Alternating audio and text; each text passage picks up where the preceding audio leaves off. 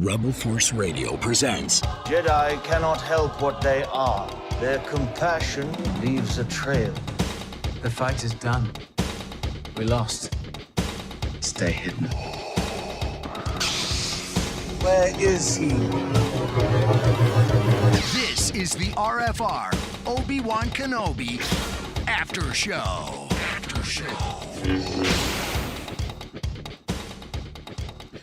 Well, that'll teach us to think we got a little breathing room, a little time off. They are leaving no time. There were rumors, there were whispers that something was going to happen today, and something did happen this morning. We got the Entertainment Weekly exclusive photos, our first real look at Obi-Wan Kenobi. But a little birdie told me to just wait for it, that something even bigger was about to happen, and that we very well might get a trailer drop, and boy, did we ever. And so it's great to be with you to break all this down right here on the, I guess this is it. This is the the first episode of the Obi-Wan Kenobi After Show from Rebel Force Radio. We didn't think we'd be together this soon, at least I didn't, but it's great to be here with you all, and very exciting to be taking a look at this trailer that just...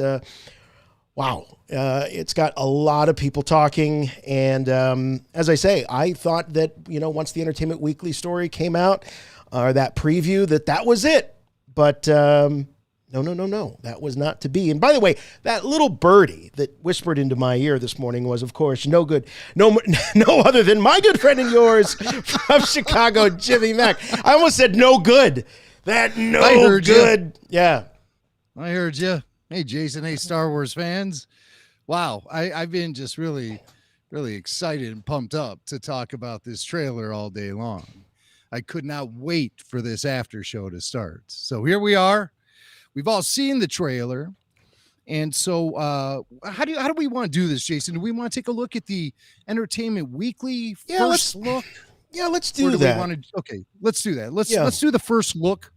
Let's play this out the way it played out today. Yeah, in real time. I mean, Jim, you had mentioned something last week to me about a trailer this week, and like I said, once the EW story hit, I go, well, that's it, no trailer. This must have been the genesis of those rumors and that excitement. And even after it came out, you were like, no, I think there's something else coming. Mm-hmm. Yeah, the folks at EW must have been thrilled. Because they had the first look. Yeah, first look for about 4 hours. Yeah. And then the next thing you know, it wasn't even 4 hours. And the next thing you know, bam. So it was a two-headed monster attacking today. But yeah, pretty cool to see the Obi-Wan Kenobi front cover. Yeah. Final print edition of Entertainment Weekly. Did you know that? I did not know that. Wow. Yeah. So this is monumental for many reasons. So if you're lucky enough to get your hands on this floppy copy, this is it. This is the last print issue of Entertainment Weekly. I have to tell you, I don't think I still have it, but I was one of the first to subscribe to Entertainment Weekly. I remember when it was a brand new magazine. Yep. And I was in high school, and it was like, wow, I'm going to get on the ground floor of a new magazine. And I subscribed, much to my mom's surprise. Just write that credit card number down there. And so I feel a real affinity towards this magazine. I mean, I've dipped in and out throughout the years, but wow, what a moment. So the final print edition. And you couldn't ask for a bigger, I think, or better story in the world of entertainment than the return of Obi-Wan Kenobi to live action. Yeah, we were just talking a couple weeks ago about how it was the first time we ever saw young Ben from the prequels. I guess young Obi-Wan, we should call him, from the prequels. We saw him on Entertainment Weekly. Right. And so now we're seeing Ben from between the prequels and the original trilogy. Yeah. And again, the first place we're seeing him is on the front cover of Entertainment Weekly, the last-ish. Yeah, I never forgave those guys for spoiling the first book of the New Jedi Order series when they revealed that Chewbacca gets killed in the first book. And they revealed that about 3 days before the book actually came out. I was like, what the hell, man? So they spoiled the death. So Well, maybe never they just forgave needed them. to prep everybody. I mean, that was, No. Never forgave them. Never forgave them for that. But Chewie lives. That's all that's important right now. Chewbacca That's really lives. what matters. That's what You know, a lot matters. of people rip on the sequel trilogy, but the sequel trilogy saved Chewbacca. Put that in your pipe and smoke. Not without that little moment when you thought that Chewie might have got blowed up. Remember that? Yeah, but yeah. But yeah, the fact I know. is, they still played with us a little bit, because when that happened, I thought, well, they killed him in the EU, so I guess this is, he's on that list. Or not on that list, we should say. All right, let's get to Kenobi here. Here's the cover, final print edition, as Jimmy Mack said. So make sure you pick one up that's available for pre-order. And this is the first photo. There's a series of 8 if you count the cover. This is the first one, and this one's called Trouble Around Every Corner. And when I saw this, I go, oh, this takes me right back to episode 2, when he's, sneaking around on Geonosis. And that's sort of that detective story that Obi-Wan has in Attack of the Clones. The information we have on this photo, what kind of Obi-Wan Kenobi will we meet in Obi-Wan Kenobi, says star Ewan McGregor. We find Obi-Wan at the beginning of our story rather broken and faithless and beaten, somewhat given up. Wow. All right. Wow. Ring any bells? Yeah. I do notice that we don't see a lot of gray. It seemed like with Revenge of the Sith, they Wait, attempted rewind. to get When some I gray. said ring any bells, you said yeah, and then you didn't respond. Wait, what? It sounds like they're talking about Luke in The Last Jedi. Broken, despondent, faithless. Okay, you're going to go there. All right, well, I suppose. Now listen, I'm only reacting to some things I saw on the official Rebel Force Radio Facebook page today. And some people were really upset about that part, that little segment of the article, and immediately started drawing connections to Luke. But the Luke that we meet in The Last Jedi is a guy who, the last time we were with him, he redeemed his father and helped the rebels destroy the Empire, topple the Empire. And he played a big role in the defeat of the Emperor and bringing balance to the Force, right? And so when we catch up with him in The Last Jedi, it's like we don't really expect him to be without faith, broken, despondent, lost. We don't expect that. I expect Ben Kenobi to be all of that, Think about what he went through. Think about what we hear in the trailer. Well, we'll get to the trailer. But think about what he's been through. If Ryan He saw Johnson would have everything that he knew. created this show, he'd have been like rainbows flying out of his rear end and singing zippity doodah. Is that how we would subvert expectations of Obi-Wan? Of course we would expect Obi-Wan Kenobi. I mean, look what he just went through. I mean, why would he not be faithless, broken, beaten up? He doesn't settle down. He literally in the was. suburbs. Yeah. No, I don't. 3-bedroom family house. I mean, it's an accurate description of Luke that we get in, unfortunately, that we get in The Last Jedi. But it fits with Obi-Wan Kenobi. It's the natural next chapter of his story, based on when we saw him the last time. Yeah, it makes complete sense. Totally. I expect him to be that. Despondent, lost. Yeah. And why would he be that way if he was training still to communicate with Qui-Gon Jinn? Maybe that doesn't go as well as we think it does. Well, okay. So, and then maybe we see the breakthrough in the show. You know what I memean? Because I think just about everyone expects Liam Neeson to show up in this thing. Yeah, I mean, we're looking at what he's been on Tatooine at this point. What, 6 years? I think more like 10. More I like think 10? 10 is what they've landed on. Yeah. Wow, man. I mean, you've seen the conditions that the man lived in. I mean, how would you feel after 10 years of that, right? I mean, yeah, it'll be interesting to see. I mean, if this show picks up 10 years into his exile, and the idea is that he's just been kind of sitting around waiting for 10 years, and then finally, as this show finds him, he starts getting back into the action and living life a little bit. This is probably the turnaround moment. That's pretty depressing to think that we find him 10 years into this and he's just been sitting around looking through the macro binoculars at young Luke. Creepy. So yeah. So all right. Broken. Yep, broken. I mean, that's what Ewan says. Let's see what else we got. New character here.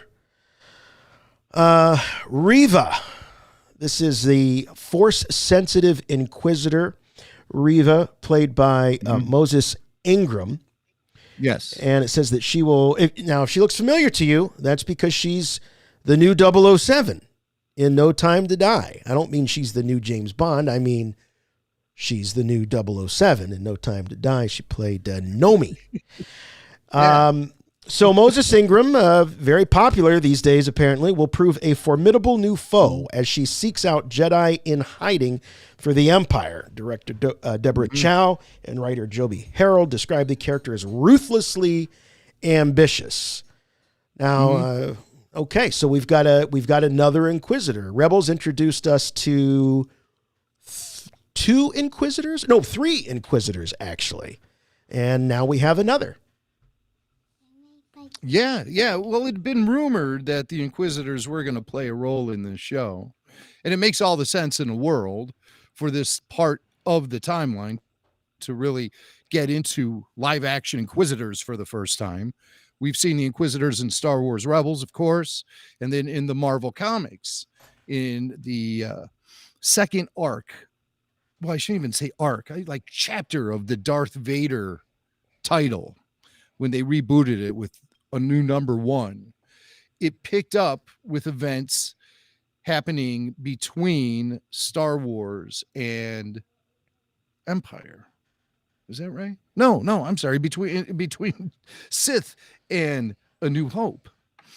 Yes. And it shows Darth Vader learning how to become Darth Vader, essentially. And it also features Inquisitors. And so that's really good. I'm gonna have to go back and reread that comic because that was written by Charles Soule, 2017 Vader. I gotta make a correction, guys. I'm being corrected in the chat. My bad. I misattributed. Moses Ingram was not Nomi in No Time to Die. That was Lashana Lynch.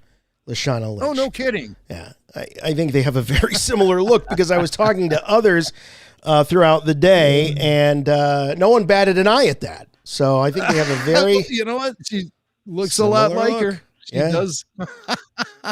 Yeah.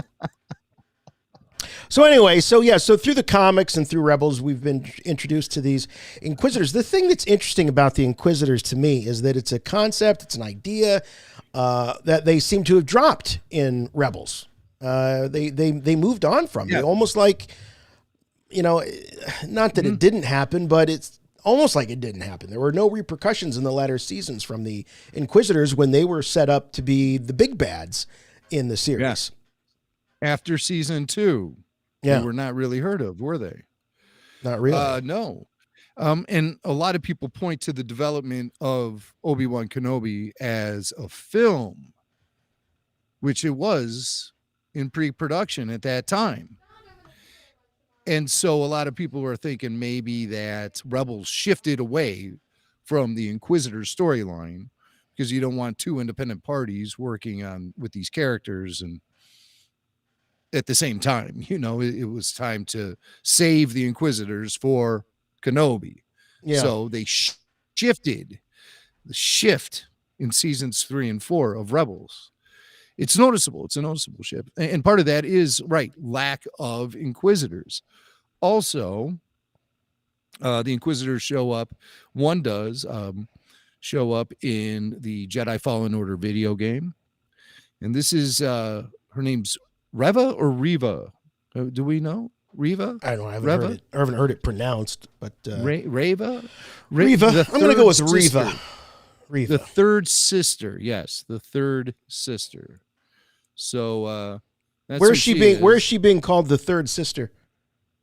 Is it later in these photo captions? On StarWars.com. Oh, interesting. I didn't see that. Huh. Yeah. Okay. All right. So there's our first glimpse at Reva. And let's see who else we got. How about, now this one. Now you talk about beaten, faithless, broken, lonely. Look at this. This is, the caption says, McGregor's Obi-Wan Kenobi is a master Jedi and a master of decluttering, as evidenced by his sparse dwelling on Tatooine, where he has set up shop to watch over a young Luke Skywalker. So, it's a bit of a fixer. He's got some remodeling to do. I mean, the question is, do you restore or do you modernize? And I think that he's doing a little bit of both, based on what we see in A New Hope. My goodness, look at that. Now, wouldn't you be depressed? Yeah, really. But keep in mind where he lives, Tatooine, 2 sons. This might be the coolest place on the whole planet. So this might be just air conditioned perfectly by nature. Yeah. But I do recall that in some treatments for Star Wars or scripts or just something in the development, Ben lived in a cave. Before he found his hovel, he lived in a cave. And that goes way back to George Lucas's earlier scripts and treatments for Star Wars, where Ben lived in a cave. And so here he is in the cave, and it makes his hovel that we do see him in by the time of A New Hope. I mean, that place looks like a penthouse on Park Avenue compared to this. But like I said, the air conditioning and right. Well, you go underground, and that's certainly a great way to. Yes, and it's a great way to escape the heat. But I got to say, Jim, when I look at this photo, I can't, and coming out of Book of Boba Fett like we are, I can't help but think that we may be getting some flashbacks. That this may tell, perhaps, I don't think it's going to necessarily have as many sort of eras or sub stories that it's going to be trying to tell. But I think that it will catch us up in some way between the end of Revenge of the Sith and where we find Obi-Wan in this series. I think that's necessary. Yeah, we need to know what he's been up to. What has he been doing? Looking after. He's not Luke? decorating. Yeah, I tell you that. No, but maybe that is just the place he landed at first when he got the right. tattoo. Yes, right. That makes sense. But I thought it was just a beautiful shot. I love sort of the blue cast over everything. I mean, it looks like he's very melancholy here, But could the blue be some from some Force glowy coming back to visit him? Oh, could it be? Yeah, could it be Qui-Gon casting a blue glow across the cave, saying, "You really need to step it up here. You got to go find yourself a new place to live. Come on, get some furniture. Where are you going to put that trunk with the kid's lightsaber in there? You don't see anything. Right. You gotta get your own place." Now, that's interesting. But I mean, to me, that picture just says something along the lines of, Qui-Gon, why have you deserted me? I can't even get Uber Eats here, man. Okay. All right. Here's another picture of. I mean, come on! People are giving me hell in the chat, but I swear, and I saw this photo. I'm like, oh my god, it's Nomi from No Time to Die. You guys know I'm terrible with names. I can't remember names to save my life. I'm lucky I remember my own kids' names. So, but anyway, so here's another shot of Reva, the Grand Inquisitor. Now Now, the actress says about the villainous trio of Reva, the Grand Inquisitor, and Darth Vader. So you got Reva. Okay, let's take this one again here. She says they share a common dark side goal. This is the actress talking about Reva, the Grand Inquisitor, which is someone else, and Darth Vader. They're on the same team. As for what stands out most to Ingram about her big bad, it's all heart, she says. Okay. It's all heart. So that tells me that she's got some real skin in the game. If they're saying that she's all heart, I think of passion, I think of, and we'll get to the trailer in a minute where they're really preaching, I think literally preaching about the Jedi and you know, saying very unflattering things about them. So there is, you know, a sense of of really evangelizing the foibles of the Jedi here and making them quite unpopular to the Inquisitors and to all who are within earshot of what's, I think we later see as the Grand Inquisitor. So she's got a grudge. She's got an axe to grind. That's what I take from this, perhaps. Yeah, absolutely. Good, Jason. Good stuff. I have to admit, I didn't really look deep into her. She just seems like another Inquisitor to me. But that's really interesting where you're going with that. I just am so overwhelmed with the set. It looks just like something right out of Book of Boba Fett or Mandalorian. We're really establishing a certain kind of vibe for how these Star Wars shows all look. You know what I mean? Mm-hmm. The marketplace vibe. Trying to make it look like Galaxy's Edge, I believe.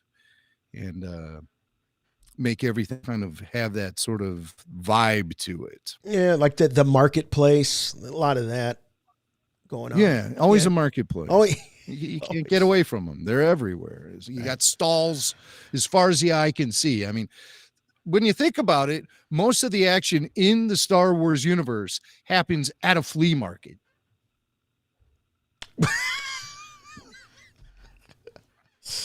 When you think about it. Yes, when you think about it. All right, here's another picture. Life in the slow lane. We all know how Obi-Wan feels about flying. This Jedi prefers to travel by more primitive means like this Eopie whenever possible. Could this be the same Eopie? Or is it like Lassie, where you just, you know, they keep new ones come out, they all look like the last one, and you know, no one tells Obi-Wan that the Eopie went to the big farm. I'm thinking this is the same one. I think so too. This is the one he rode off on in at the end of Revenge of the Sith, and it's very loyal, Eopie, very loyal. And you see Obi-Wan, and he's just wearing peasant robes, really indistinguishable from anything, really. I mean, yeah, this is no like fashion. There's no Jedi style. There's no. I mean, he just found a burlap sack, cut a hole in the top, and this is put like it over his. It reminds me of the poncho when Qui-Gon has to go in disguise in Episode 1. He just throws a poncho over himself, and that's his Outlander outfit or Outworlder or whatever they called it. Outlander. Outlander. But maybe he has the pressed and clean Jedi robes on right underneath that. Well, Luke does. Remember that. Luke, you know, we see in Last Jedi, he's got them all laid out, you know, ironed and ready to go for whatever. So maybe that's God only knows what was going through their minds or not going through their minds. But so yeah, I mean, I think he's there's going to be, I would imagine, a moment when we see him, you know, in the robes to create that continuity between this series and in Episode 4. But at this point, this could be, you know, when he's, you know, really on the down low. This could be, when he's, you know, fairly new. This could be flashback. He's fairly new, so he's not, you know, comfortable walking around. Because at some point, something happens. He starts walking around in his Jedi robes. That's what we see in Episode 4. So they can't really ignore that.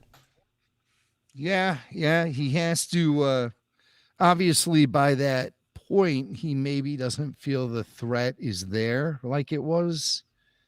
That doesn't make really much sense, though, when you consider that he's there hiding out. We don't know how much the Inquisitors, how close they're going to come to Ben Kenobi on Tatooine. We don't know. Right. I think most of the action is going to happen off-world. But really, we do see things when we get to the trailer, though. There are things that might be contradictory toward that idea. But I think the big action for Obi-Wan is going to happen for him off-world. Because if he gets discovered living on Tatooine, they'll never stop until they find him living there. And he has to stay there because of Luke. So that can't be exposed or jeopardized at all. There has to be some close calls, maybe. Yeah. So you're saying that no the more this continuity. the more this adventure unfolds on Tatooine, the less likely that he would be successful in his mission of keeping Luke safe and secret. Right. Yeah. Right. You so wonder if you can't dance that close to the edge with this. Yeah. You wonder if there could be an aspect of this where he has to draw the attention away from Tatooine for a period of time. So I could see, let's say the Inquisitors find him hanging out on Tatooine, and like you say, Jim, this is too close. This is going to blow the whole thing. So I got to draw the attention somewhere else, get rid of these Inquisitors before I can come back here to Tatooine and look over Luke. That's interesting. I didn't think about that. Yeah, very cool. Yeah, that's how I think it's going to go down. And also thanks to everyone in the chat who are speculating that this might actually be the farting EOP from episode 1. Keeping it classy, guys. Keeping it classy. That's my continuity as well. Thank you, everyone who checked in with that idea. Yeah. It also could be the one that that crapped that Jar Jar stepped in. Remember Jar Jar steps in some EOP crap. Yeah. So it's either the farting one or the crapping one. An EOP with the oh man, like this is one shot. Oh, go ahead. Sorry, I stepped on your EOP joke. I was just gonna say, for all the EOPs on Tatooine, I get the one with irritable bowel syndrome. All right. Was it worth it? You feel better now? Not. All right. This shot I loved. Man, oh man. Look at that snarl on Joel Egerton's face. Yeah, because Joel Egerton's a nice looking dude. And, you look at Uncle Owen and he's just kind of got that grizzled old, mean old bastard kind of vibe to him. But this shot really looks like a younger Uncle Owen with that sort of that snarl and that he's facing off against Reva. And I saw this and I thought, wow, this is cool. Not only am I excited to see, of course, Ewan McGregor as Obi-Wan Kenobi, but now I'm even more excited to see Joel back as Uncle Owen and thinking about Uncle Owen staring down an Inquisitor. How wild is... Oh, you got the Uncle Owen action figure. Look at you. I have 2. Okay. Always 2 there are. Now this one actually, he's got a blaster and he's ready for action. How am I? That was in that comic 2-pack, wasn't it? It was based on that Infinities with the showdown between he and Darth Maul. Yeah. Is that coming through? That's coming through. All right. It's coming through. Okay. Yeah. Well, yeah. That's from Infinities, and then this is Joel from. There we go. Owen. Yeah. Yep. From Joel Attack of Egerton. the Clones. Yeah. Look at that soft goods on that 4-inch action figure. It is very similar. Look, he's swimming in this stuff, man. He's just like, you got to love a soft goods robe on a 4-inch action figure. Look at those sleeves. He's got a couple of moisture evaporators up in those sleeves. Look at look how long they go. I mean, they just Look at this. Oh, Wow. yeah, ready for action. Oh, I'm ready to go work out on the moisture evaporators now. Here I go. It's like, remember Ralphie's brother in the Christmas Story when they wrapped him up to go to school in that parka and all of those scarves and the hat and everything? He's like, wait for me. I can't put my arms down. Maybe that's why he's so grumpy. So there he is. Where is he? With the sleeves. I just want to show him off with those sleeves one more time, because that is talk about taking the look at it. I could still stretch him out. All right. This is no action figure.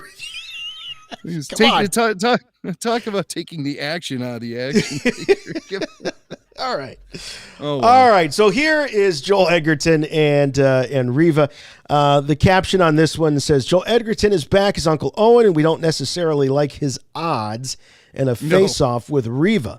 But as a wise smuggler once noted, never tell me the odds. Thank you, George, for casting Joel Edgerton as Uncle Owen, laughs director Deborah Chow. That's all I can say. So Deborah Chow, very excited that she inherited Joel Edgerton as Owen. He had very little to do in episode 2, and even less, obviously, in episode 3. But it sounds like, according to the director, Deborah Chow, that he gets to show off and show his stuff and become Uncle Owen. And thank goodness George cast such a great actor. Well, since Revenge of the Sith, I mean, this guy's had a pretty solid career. And, who really knew back then that he would have that, achieve the heights of acting that he has. So it's great they're able to bring him back. It's very cool. He never thought it would come full circle like that. And especially Aunt Beru. Do we have any photos of Aunt Beru? We don't have any Beru photos. No, Bunny bummer. Peace. She shows up a little bit in the trailer. We'll get to that. Yeah. All right. What else we got here? Got one more. You ready for this? Here we go. Yes. This is a great shot. I'm still missing the gray though. They had a lot of gray in his hair and his beard in Revenge of the Sith, and I feel like they've backed off. I mean, it's no big deal, but I feel like they have backed off. Yeah, give him a touch of gray. Yeah. This is, he looked more like, to be honest, he looked more like the Alec Guinness Obi-Wan Kenobi at the end of Revenge of the Sith than he does here. He's kind of got the Jedi mullet going on in this one. He's kind of back to his episode 2 do. Yeah. I was happy to see that as a mullet aficionado myself. Don't you mean victim? Well, my best years of mulleting are long behind me, and that saddens me a little bit. So for a Jedi to grow the mullet back, that to me says the mullet is back. And I feel good about that. I feel good. I can't really contribute to mullet culture like I did back in the 90s and 80s and a little bit of the 2000s. Yeah, be honest. Yeah. And I tried to bring it back, with pandemic hair. I tried to bring it back. I'm like, this is my chance to bring back my mullet. And the results were not what I was expecting. So God bless Ewan McGregor for his mullet skills. Yeah. I take my hat off. I take my hair off. There is that moment when you do try to kind of you go back to that hairstyle that you had like in your glory days, and you like, I can still pull this off. You're a little older. That might be what's going on with Obi-Wan here. Also, he's probably not hanging out at the barbershop. I don't want to make too big a deal of this, but there is definitely, there's got to be a moment in time when he feels more secure or safe going out in Jedi robes and looking like he did as a Jedi Master in Revenge of the Sith. Because, again, if you're creating continuity between the look of Obi-Wan Kenobi, as we see him in episode 4 and as we see him at the end of episode 3, it's got to be like, goes downhill and then back uphill. So he starts getting haircut again. He starts wearing the Jedi robes. And it might be because he vanquishes the Inquisitors. It might be because he has this face-off against Vader, this rematch that they even allude to on the cover of Entertainment Weekly. They call it the rematch of the century. And Kathleen Kennedy called it that as well. So there may be a point where, not that he's feeling, totally safe on Tatooine, but safer, more secure. Yeah. Well, I mean, he has the reputation of a wizard by the time the original trilogy begins. Yes. So people see him doing mystical things, and the word just spreads around. And then a lot of people don't believe it, Yeah. That wizard's just a crazy old man. But it was Owen who said it, and he knew exactly who he was. So well, I maybe tell it was you Owen what, spreading the rumors around about him that solidified his reputation. dude, when you just said that, and I'm thinking of this photo. Yeah. If you knew somebody that brought her to your front door and maybe some other Inquisitors, you might not want to have anything to do with them ever again either. So this is a clue that the Inquisitor is getting very close to Luke. Yeah, and so this could be, we could be seeing, some of the reasons behind that fervor and that anger of don't go near that old man because there's nothing but trouble. And I got you past that once. I saved your little butt before, could be. It could be. This I haven't seen a stare down like this, like the one we're seeing here between Owen and Riva. I haven't seen a stare down like this since Rocky and Drago. Look at these two. Yeah, practically nose to nose. Yeah. So maybe they brawl. But again, I'm with Entertainment Weekly. I don't like the odds for Uncle Owen in this situation. I think he's gonna get his ass whooped. Well, we know what happens to Uncle Owen in the end anyway. But so here is, it says Cloak and Saber. That's the caption of this one here. McGregor is all cloaked up as Obi-Wan Kenobi, and he's got places to go, like the new planet of Dayu. Dayu. Yeah. Which, so quote, from Daimyo to Dayu. I was just going to say that, yeah. Which has sort of a Hong Kong feel to it, says writer Joby Harold. By the way, have we heard Joby's name before? I feel like this is the first time we've heard one of the writers confirm. I mean, Deborah Chow, we've known. Oh no, Joby's been confirmed. Has Joby been confirmed for a while? Oh, okay. Yeah, but they have had a revolving door of writers working on this project, but it's something that's been in the hopper for a while now. So it's passed through a lot of people at Lucasfilm. So Dayu is a graffiti-ridden nightlife. It's got a graffiti-ridden nightlife and is kind of edgy. It's just got a different lane and a different feeling. So Obi-Wan hanging out on the planet of Dayu. We don't know what takes him to Dayu.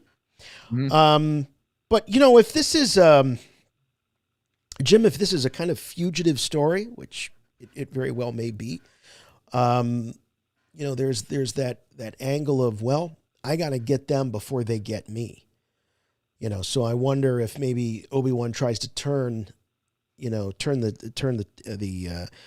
it around on the Inquisitors. So instead of now I'm going to hunt you instead of you hunting me. Which I like that, Jason. Yeah. Turn the tables on them. Right. All right. Well, that's the great coverage from Entertainment Weekly. Once again, you can check it out. As we said, this is the final print edition of this magazine, and so check it out on newsstands soon. Yeah, for Entertainment Weekly, the print edition, end of an era. I'm still bitter about that Chewbacca, Death of Chewbacca spoiler that they put in that magazine. I'm all these years later. What did that book come out? 1997 or something? Still bitter. I hold a grudge against magazines all the time. Yeah, but nothing will be as bad as the soundtrack to Episode 1. The Death of Qui-Gon. The Death of Qui-Gon. I mean, Yeah. And then for episode 2, I was removing my Anakin Skywalker action figure from the packaging after Midnight Madness 3 weeks before the film comes off. And I noticed that his arm has a magnet to hold it on. So I'm like, well, this sucker's going to lose his arm in the movie. I mean, that's not the most terrible spoiler in the world, but still a spoiler nonetheless. Right. I saw that too, and I remember waiting for it. And I thought for sure it was going to happen in the droid factory when his arm got pinned down by, and he was going to have to, and he needed to save Padme. And I thought he was going to pull one of those where he cuts his own arm off to go save Padme because his arm was. So there's a whole history of crappy spoilers going on here with Star Wars. A lot of it happens in the pages of Entertainment Weekly. Final. Oh, come on! What do you mean? What do you mean? A lot of it. One time they spoiled you. Oh, end of an era. Good riddance to you. Go by. Go get out. Goodbye. Or go by, as I say. Oh man! All right. We got a trailer. Let's do the trailer. We'll take some calls. That's what we're gonna do. We're gonna watch the trailer, and we're gonna take some calls, and we're gonna spend some time with your calls. Yes, we sure are. All right. Do we want to do the trailer? So let's try to fly through this thing. Oh yeah, let's fly right through this trailer like we always do with our It took us 40 minutes to get through like 3 pictures from Entertainment Weekly, but now we got a trailer to. Yeah, let's sift through this. All right, here we go. You ready? Yeah. All right, let's roll it. All right. See the desert. Here he is on the Eope. Yeah. Yeah. All right, we see the Eope in the background. So this is nice continuity from where we last saw Obi-Wan Kenobi. So it is that one. You added that sound effect. Come on. You be serious here. Now notice, watch when you hit play that the dust and pebbles and things kind of move left to right on the screen. And it sort of reminded me, this might be a stretch, but it reminded me of when in The Last Jedi, once again, referencing that one, when Rey put her hand on the ground on Actu and all the stones started rising and all the pebbles started rising. So watch as Obi-Wan's writing, and it's almost as if this dust is and these stones are sort of like moving toward him like a magnetic pull. Maybe that's the Force. Like his environment is reacting to him because the Force is so dead in the universe that any glint of light that happens causes a reaction. And that might be how Obi-Wan gets the reputation as a wizard along the way, is that the Force works inadvertently sometimes around him because it's such a rarity. Or it just could be a wind blowing dust and stone. Okay. It's fun to speculate, folks. All right, here we go. The Eope. And by the way, the music cues, yes, very exciting. We're getting all kinds of prequel-y vibes with this trailer, even down to that little chime at the beginning, which I remember at the first teaser we got of episode 1. Okay, so here we go. Oh wait a minute, we got to see the wind here. Jim, I want to see my moving, my magnetic stones. Yeah, there it is. Yeah, right there. I see it. There you go. And then they're walking the Eope. Yep, and then where is he? He's like in a soup kitchen or something. Or maybe he's in line for that transport. Yeah, this is all very Depression era feeling to me. Oh yeah, brother, can you spare a dime? Yeah. Fight is done. He says. We lost. Yeah, he's a downer. Look at him, very pensive. Now, see, this makes sense. I know that. I know that, as Jim brought up earlier, that people are going to use this as an opportunity to say, "See how much it makes sense. This is ring theory with Luke and Last Jedi." No, it's not the same thing. Depressed Obi-Wan, after seeing everything that he ever fought for, everything he ever knew destroyed, is not the same thing as Luke having a little pity party for himself on Actu. All right. And I got really interesting vibes watching that. I was like, wow, this is post post Clone Wars. Yeah. And, the Emperor has one. And so, you really feel the sting here with him. And Yes. I never really felt that before, because the dark times between the prequels and the OT were never really delved into. And now, I mean, this is like, to me, the most hardcore dive into that era. It's right in the middle. It's a character who is so essential in both trilogies and the catalyst for events that happen in the original trilogy. So this is a pretty important entry into the saga, I mean, I said in the write-up for this after show that this is the most ambitious live-action Star Wars series yet, and I think it absolutely is.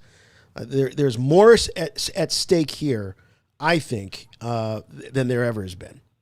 More so at stake than Mandalorian. Simple voiceover in a trailer showing these images of Obi-Wan in exile. Ewan McGregor Obi-Wan in exile too, which we've never seen before. That to me really resonates. And so I feel the loss with him just from the simple voiceover in the trailer. And I wonder who he's talking to, if indeed this voiceover is stuff from the actual show, if it's actual dialogue from the script. Who's he talking to? Bail Organa?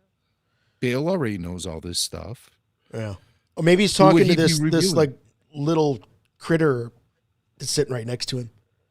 Maybe he's like Tom Hanks in Castaway. Is he talking to a critter? I don't know. There's something next to him. There's something next to him here. It might be a little droid. It might be a little animal. Water bottle. Or it could be a water bottle or a canteen or something. All right. Now here's a great shot. I mean, and through the macro binocs. I mean, how cool is that? We see that with Luke in episode 4, but it gets turned around.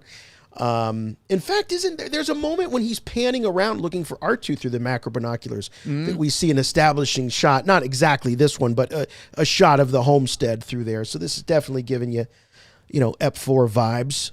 And in that episode of Rebels, Twin Sons. Yes. We also got a similar moment, seeing Obi-Wan looking over the Lars homestead, seeing a young Luke scampering around. Oh! Look at me! Look at me! I hit the wrong button here. We got to get the big. We got to get the scampering. Oh, look at this! Oh, look at that! Shades of Anakin Skywalker for sure. Very Is he much pretending so. that he's pod racing, or is he just piloting? He's wearing goggles very similar to Anakin's. Yeah, I'm seeing very dark hair on. I was just gonna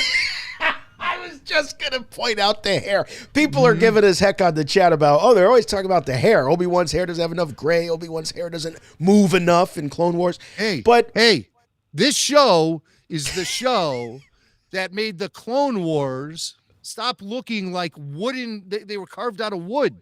Yes. I said the Filoni, faster, more intense. They're on top of a train.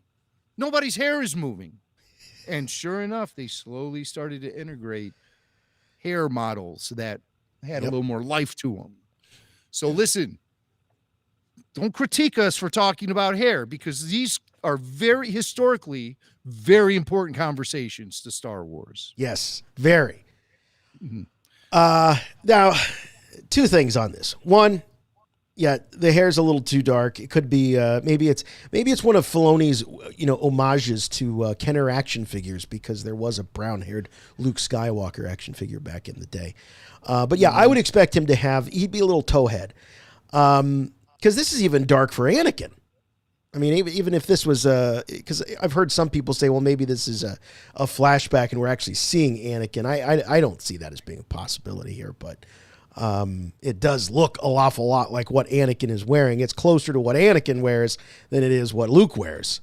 So is that even a possibility? I mean, if we jump back here, we do see, I think, a male figure. Yes, that's probably Owen Lars. Yeah. It's probably Owen, but.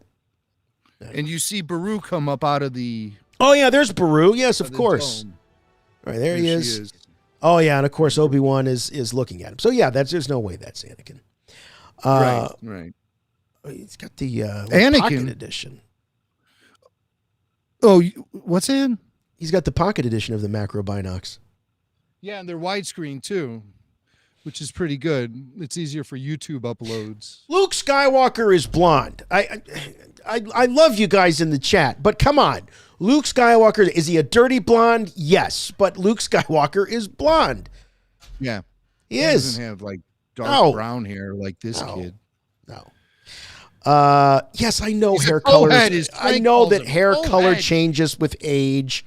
Oh, for heaven's sake. You guys sometimes. Yeah, but usually you find when it's a dirty blonde as an adult, they had very blonde hair as a kid. That's usually how I see it happening. Yes. I mean, Billy Mack.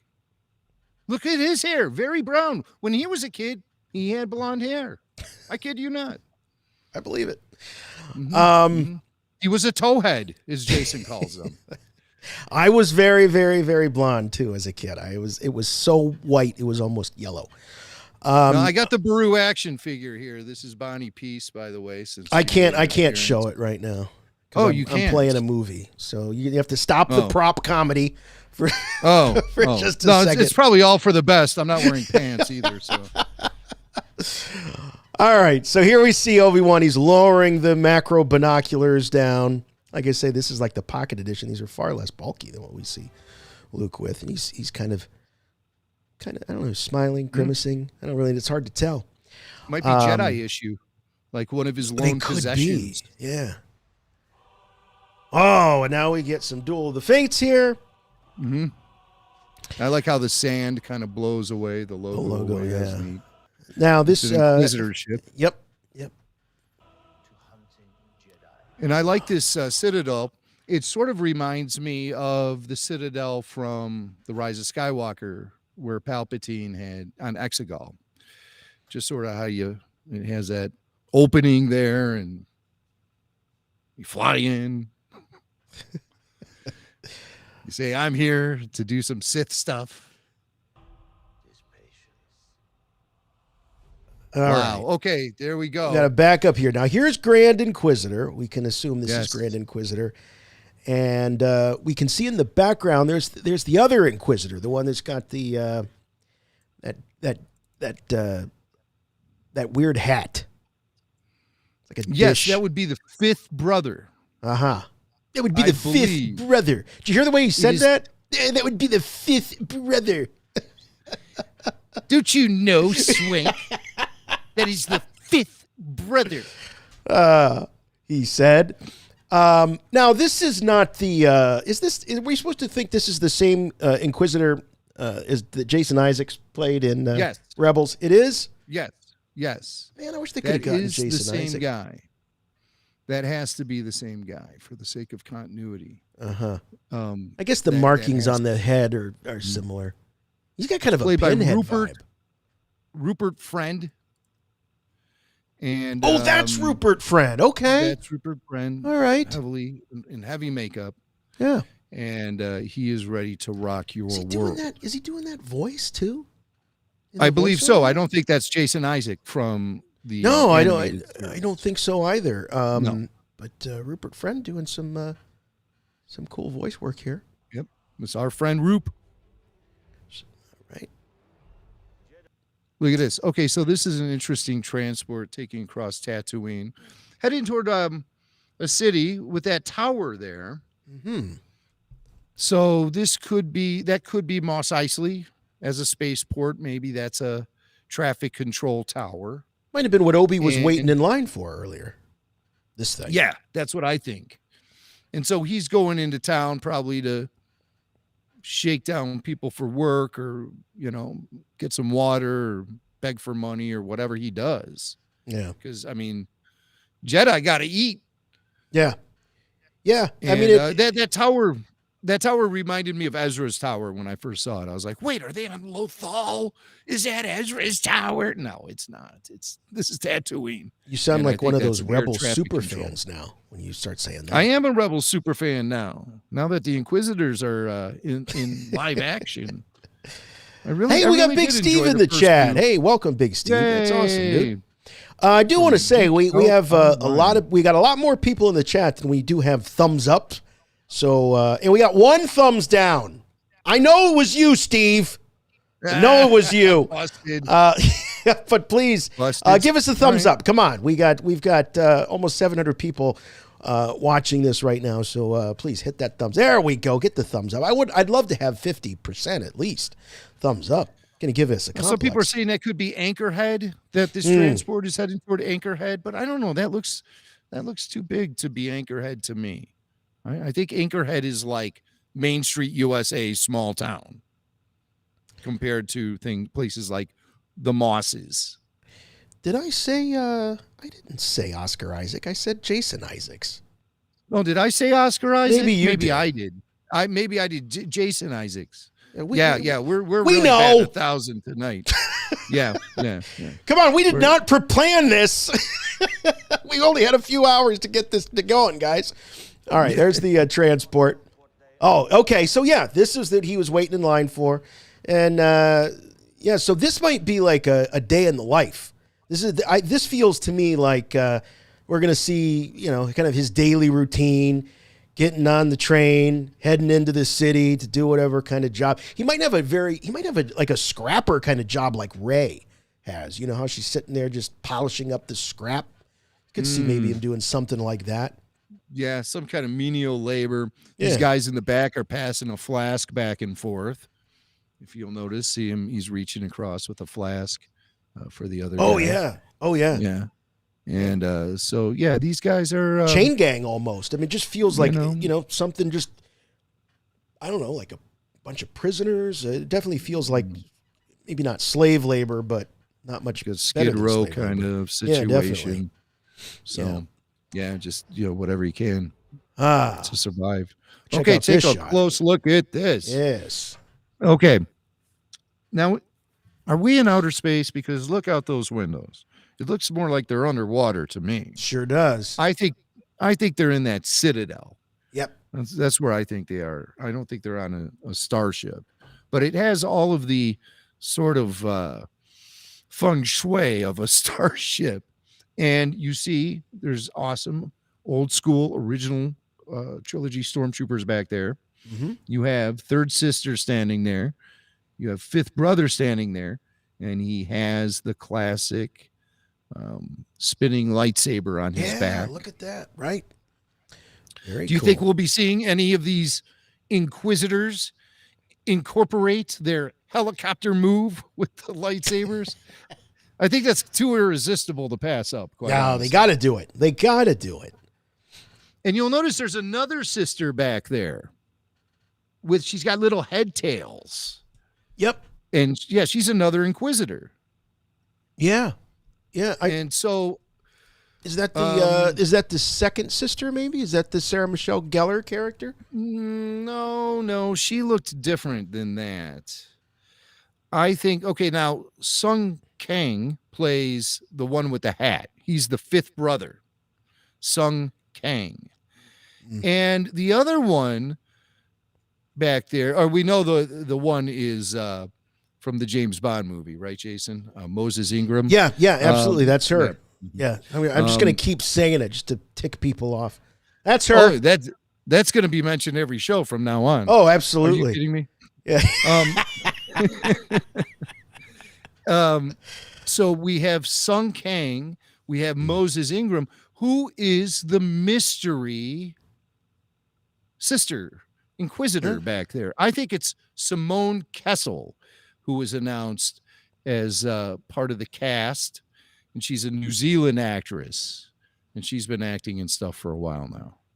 So she was on a show called King of Kings and Prophets on ABC. I heard of that. All right. I might have even seen that. Okay. Yeah.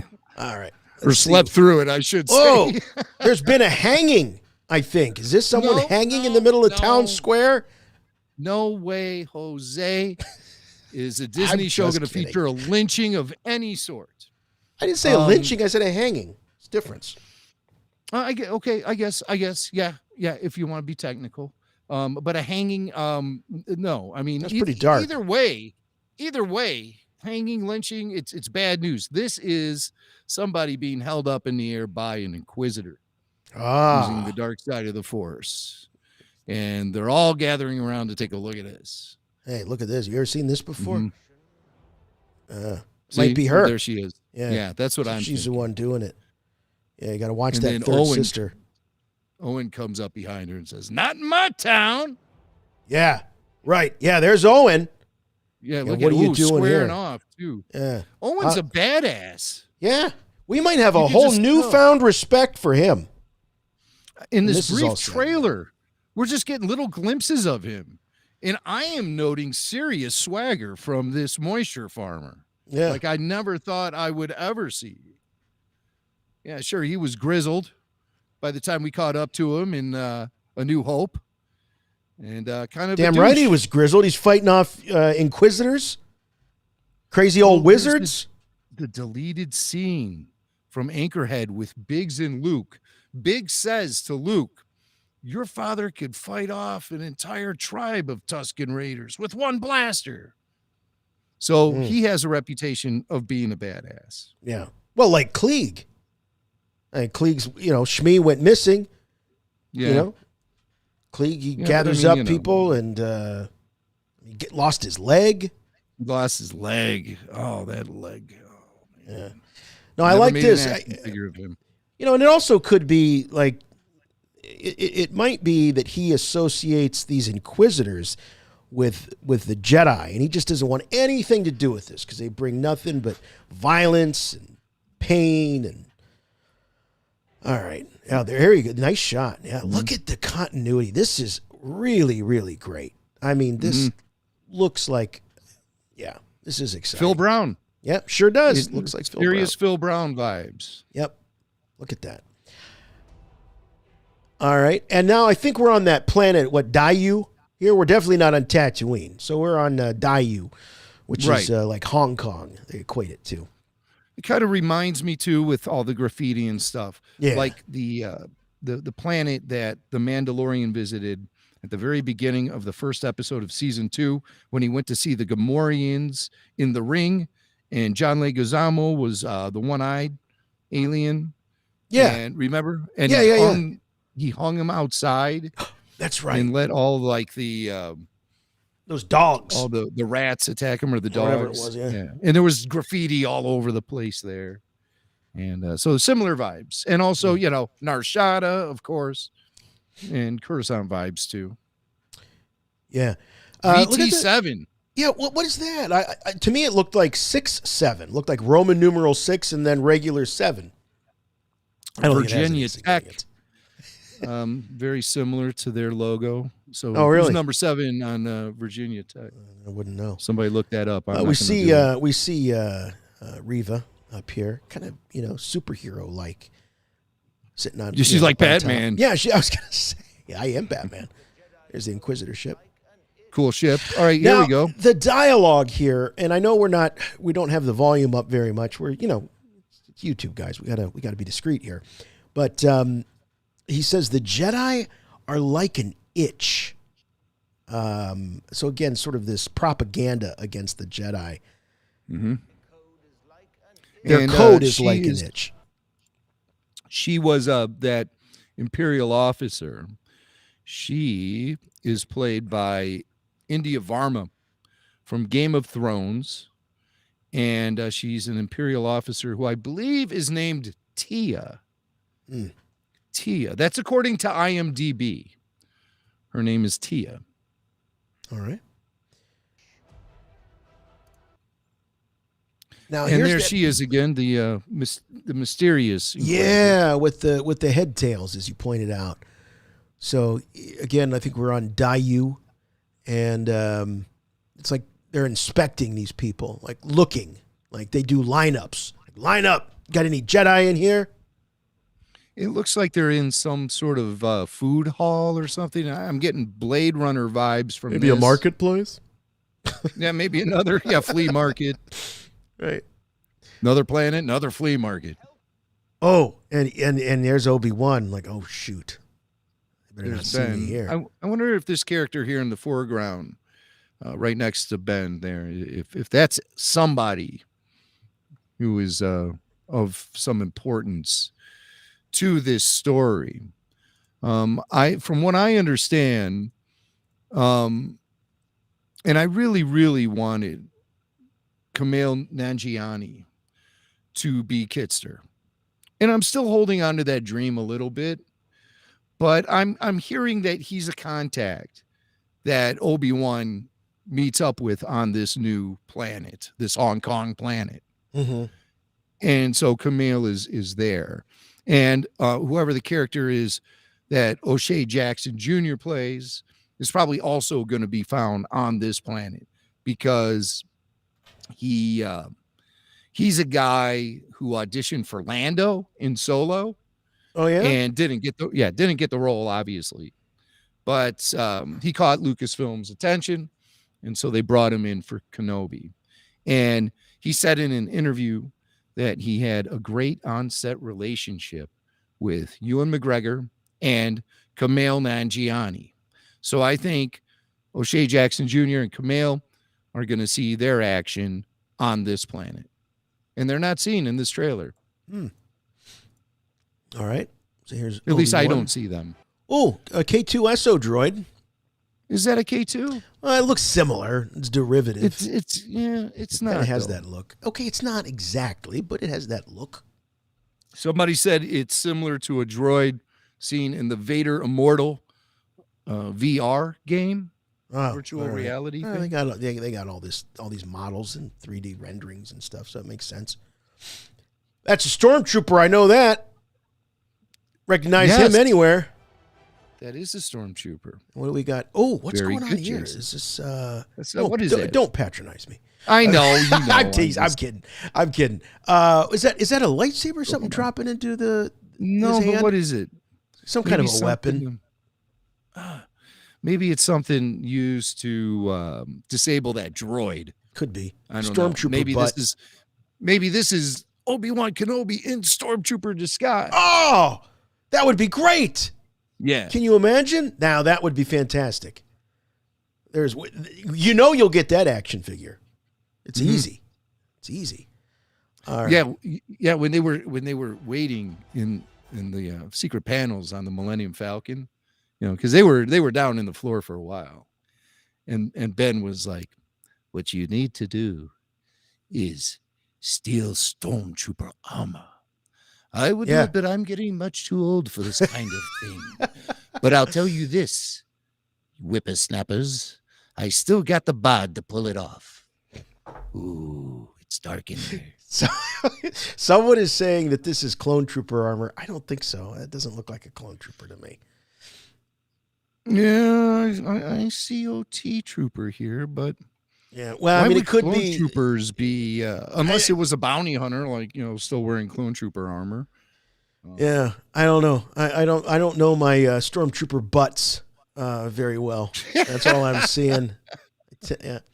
All right, here's Reva doing some nice acrobatics. Oh, there we go. There's the spinny move. Grand Inquisitor with the spinny. He's about ready to helicopter himself right into the next episode. Yeah.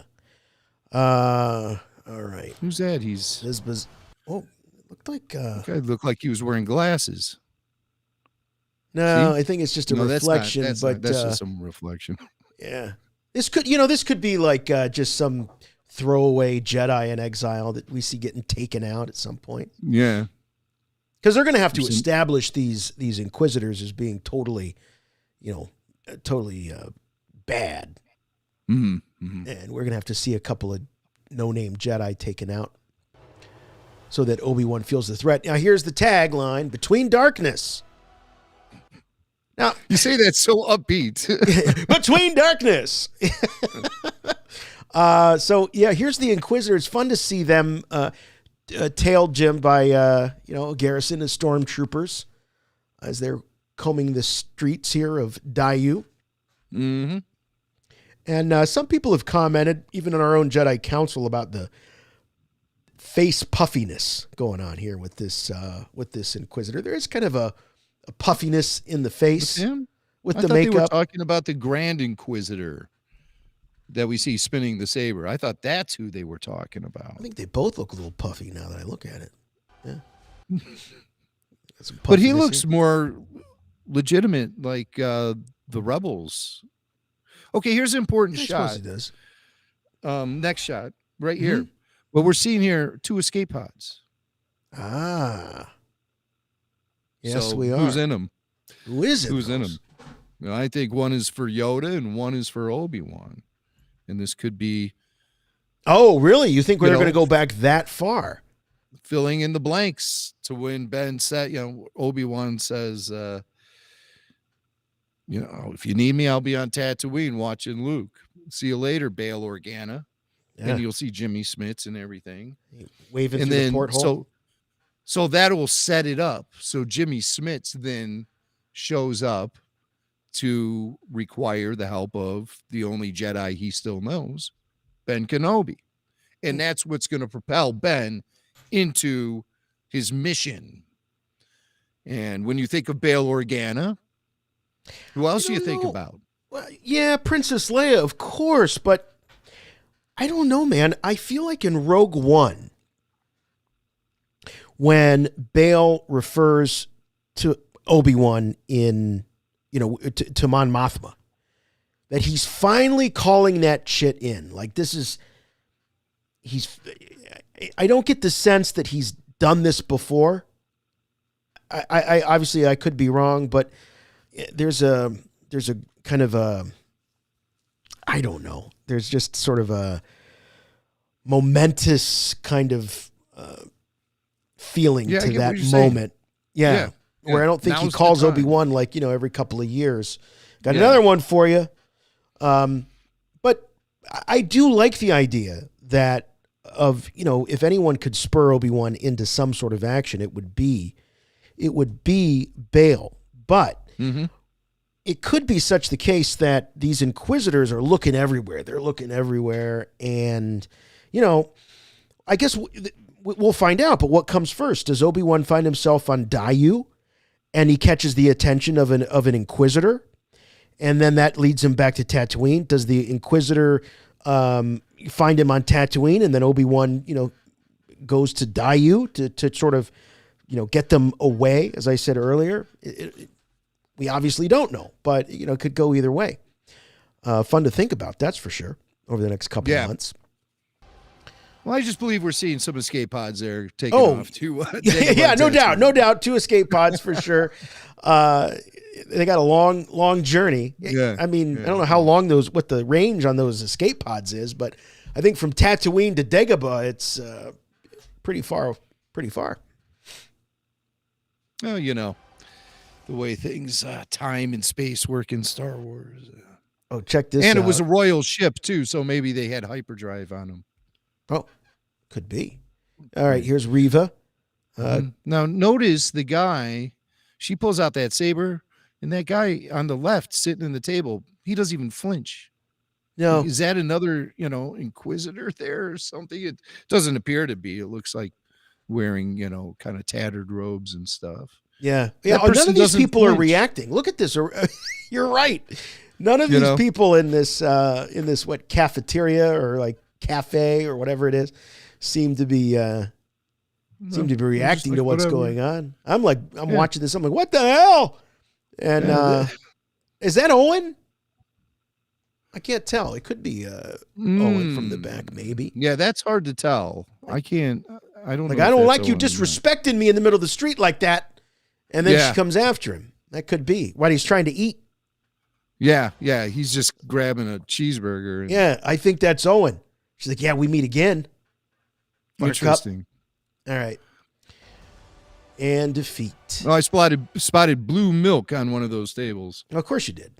It's available for $7.99. You have to, to sell them at Galaxy's Edge. you barely see this, but if you freeze frame it at just the right moment, you can catch that somebody had carved the symbol of the Jedi into this wood paneling here. Oh, that's cool. Yeah. You know, it something could similar be in my dad's basement when I was a kid. You know, it could was be not happy. Back in the Depression era.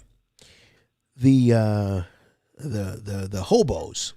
That's what they called them back then, folks. Come on. Granny used to tell me about the hobos back during the Depression. And they would go around and they would go up and knock on doors and ask for money or food or something. And if it was somebody friendly, they would put a little mark, on the fence or on the porch or something like that. And it was kind of a underground symbol, like, hey, these people will give you money, or they'll give you food, or they'll give you work, or stay away from them. They're bad people. I wonder if this is maybe some sort of underground code, or these symbols kind of say, okay, there's a Jedi here, there's someone friendly to the Jedi cause here. Kind of fun to think about. Yeah. We got a little showdown. Reva against a lot of Reva in this trailer, by the way. Yeah, tons of Reva. This is Reva heavy. Yeah. The wall kind of looks like. I was thinking it looked like the wall in the Death Star in the trash compactor. But it doesn't look like they're in a trash compactor, and I think I'm just seeing things now. But they're having a standoff here. One man with a blaster. All right, I gotta go back here a second because there was something interesting in the chat. Someone said something about this being the symbol for fulcrum. Oh, is that possible? I don't think so. What I was seeing was just the symbol for Jedi. I didn't see the symbol for fulcrum, but it could be an indication that Ahsoka is lurking around somewhere. Possibly. Yeah. I mean, if that's it, then right. That's what it is. I thought it was just like the symbol for the Jedi. I believe there are depictions of Obi-Wan Kenobi wearing Jedi armor from Clone War era, and it has that Jedi symbol on it. And also the Jedi Temple guards from Clone Wars, they had those symbols. Is there any way you can freeze frame it so I can get a better look at it? This is the best I can. Let's see. Before the hand goes up, let's see what we can do here. And defeat. Boy, it's so hard. It's so hard. Come on. That's the best I can do. Oh, that's not bad. And defeat. I don't know. Fulcrum symbol and Jedi symbol. Let's do a little research here, but let's just move on. All right. And then I'll come back to this. A little showdown here. Now, okay, so this is interesting. So we see the figure with the blaster, which it's not quite the Han Solo gun, but it kind of looks like that. It's got the scope on the front. It's a pistol. But this character might be a Jedi. It's kind of got shorty Jedi robes, I'm feeling like. The short version. Because then in the very next shot, we see a rooftop shootout, and we see this same character, and there's definitely a hood. I believe that's Ben Kenobi right there. You do? Think that's Ben? Yeah, despite having a reputation as finding blasters to be uncivilized, desperate times call for desperate measures. Yeah. Okay, so they're having the symbol of fulcrum is simply the markings on Ahsoka's forehead. The bendy line and the diamond shapes. So it could be. I don't think that's Kenobi. The more I look at this, I don't think that's Obi-Wan, but I think it is. Okay. All right. We'll find out, I guess. We'll find out. Shoot out. You might be right. I might be right. There's the birds. Yep. Got birds. First, I was thinking, are these those Conver birds that follow Ahsoka around? Are they back? I don't think these are the Converies. Yeah. Hope survives.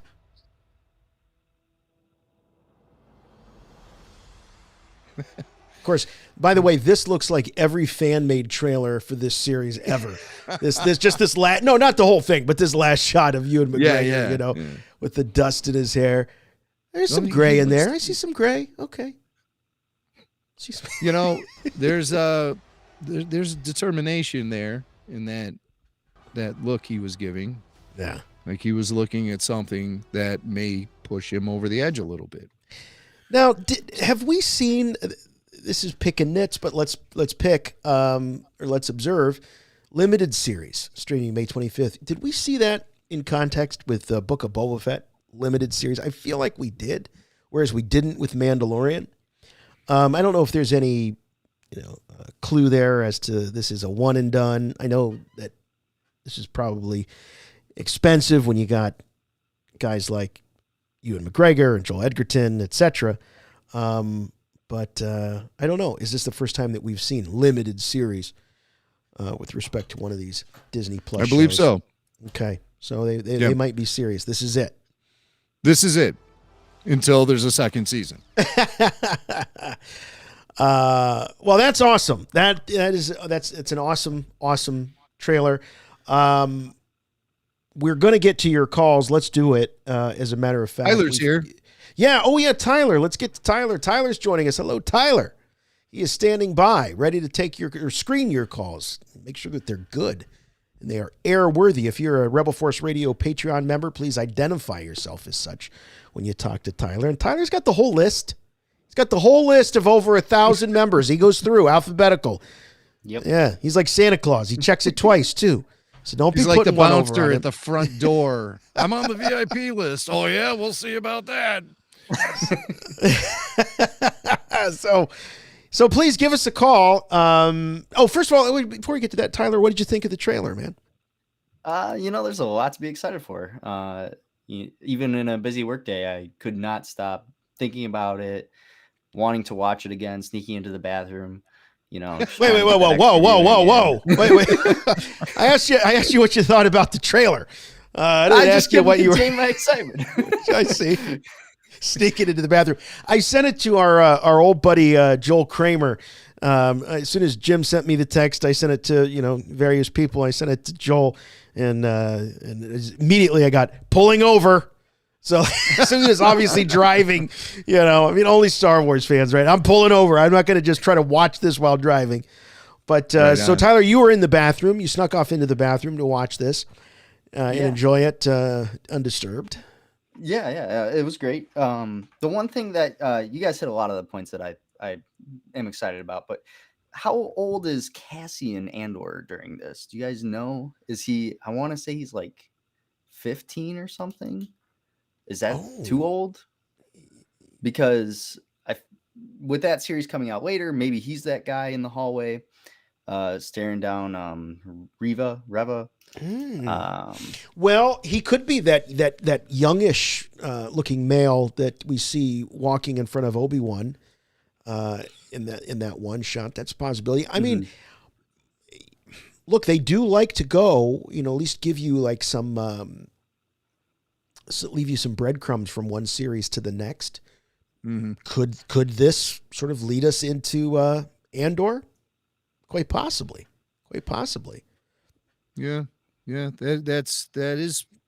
I mean, if you think that Diego Luna, if you want to base the character's age on how old Diego Luna is, he's 42.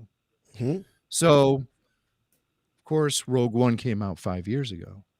So he's 37 in that. So let's just say he's 37 in Rogue One. Okay. So that would make him 27 here in the Kenobi show. So he could definitely have a presence in this. For show. Sure. Yeah. I love that. That's cool, man. That's cool. Yeah. Just something I'm thinking about. The other thing that I was thinking about is, the show needs to change the way I perceive something I already know, like Rogue One did. I think that's a big task. And the last thing, I just want to see Jar Jar. Give me some Jar Jar. So. Are you serious? Representative Binks. Serious. We don't know what happens to him after the Empire takes over. I mean, give me 5 seconds of him. I mean, he certainly aided unwillingly or unknowingly, not unwillingly, unknowingly aided in granting the emergency powers to then Chancellor Palpatine. So it's who knows? Who knows? I think we're definitely going to see a Jar Jar Binks in one of these shows at some point. Maybe if not Jar Jar, some sort of Gungan. I wouldn't mind seeing a Gungan. I think that'd be kind of cool, whether it's Jar Jar or not. But give us a call. Please give us a call. Tyler, thanks very much. We'll check in with you a little bit later. But the number to call is 708-866-1737 or 1RFR. That's 708-866-1RFR. And actually, let's go to the phones right now.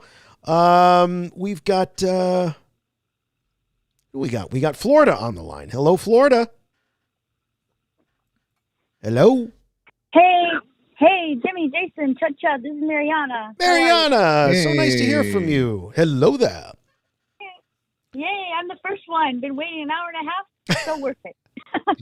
We had to get through those photos, you know. I mean, there's a lot to get through. Yeah. So what's on your mind? Yeah. Oh my gosh, I've had so many things on my mind today. First of all, those photos showed up when I was at work. And I was like, I lost my mind. And then I got home from work and the trailer dropped. And I was literally hyperventilating. Like I'm not. That's kidding. a lot to land in one day. I mean, it was a very exciting day. The series hasn't come out yet, and now I'm already excited. The trailer, I mean, just wow. I'm like you hear me. I'm still speechless. But I've got a question now, Jason and Jimmy. You know, I'm a huge Hayden fan, huge Anakin fan. Yeah. I told you, literally still living on Cloud 9. I can't believe I met him not too long ago.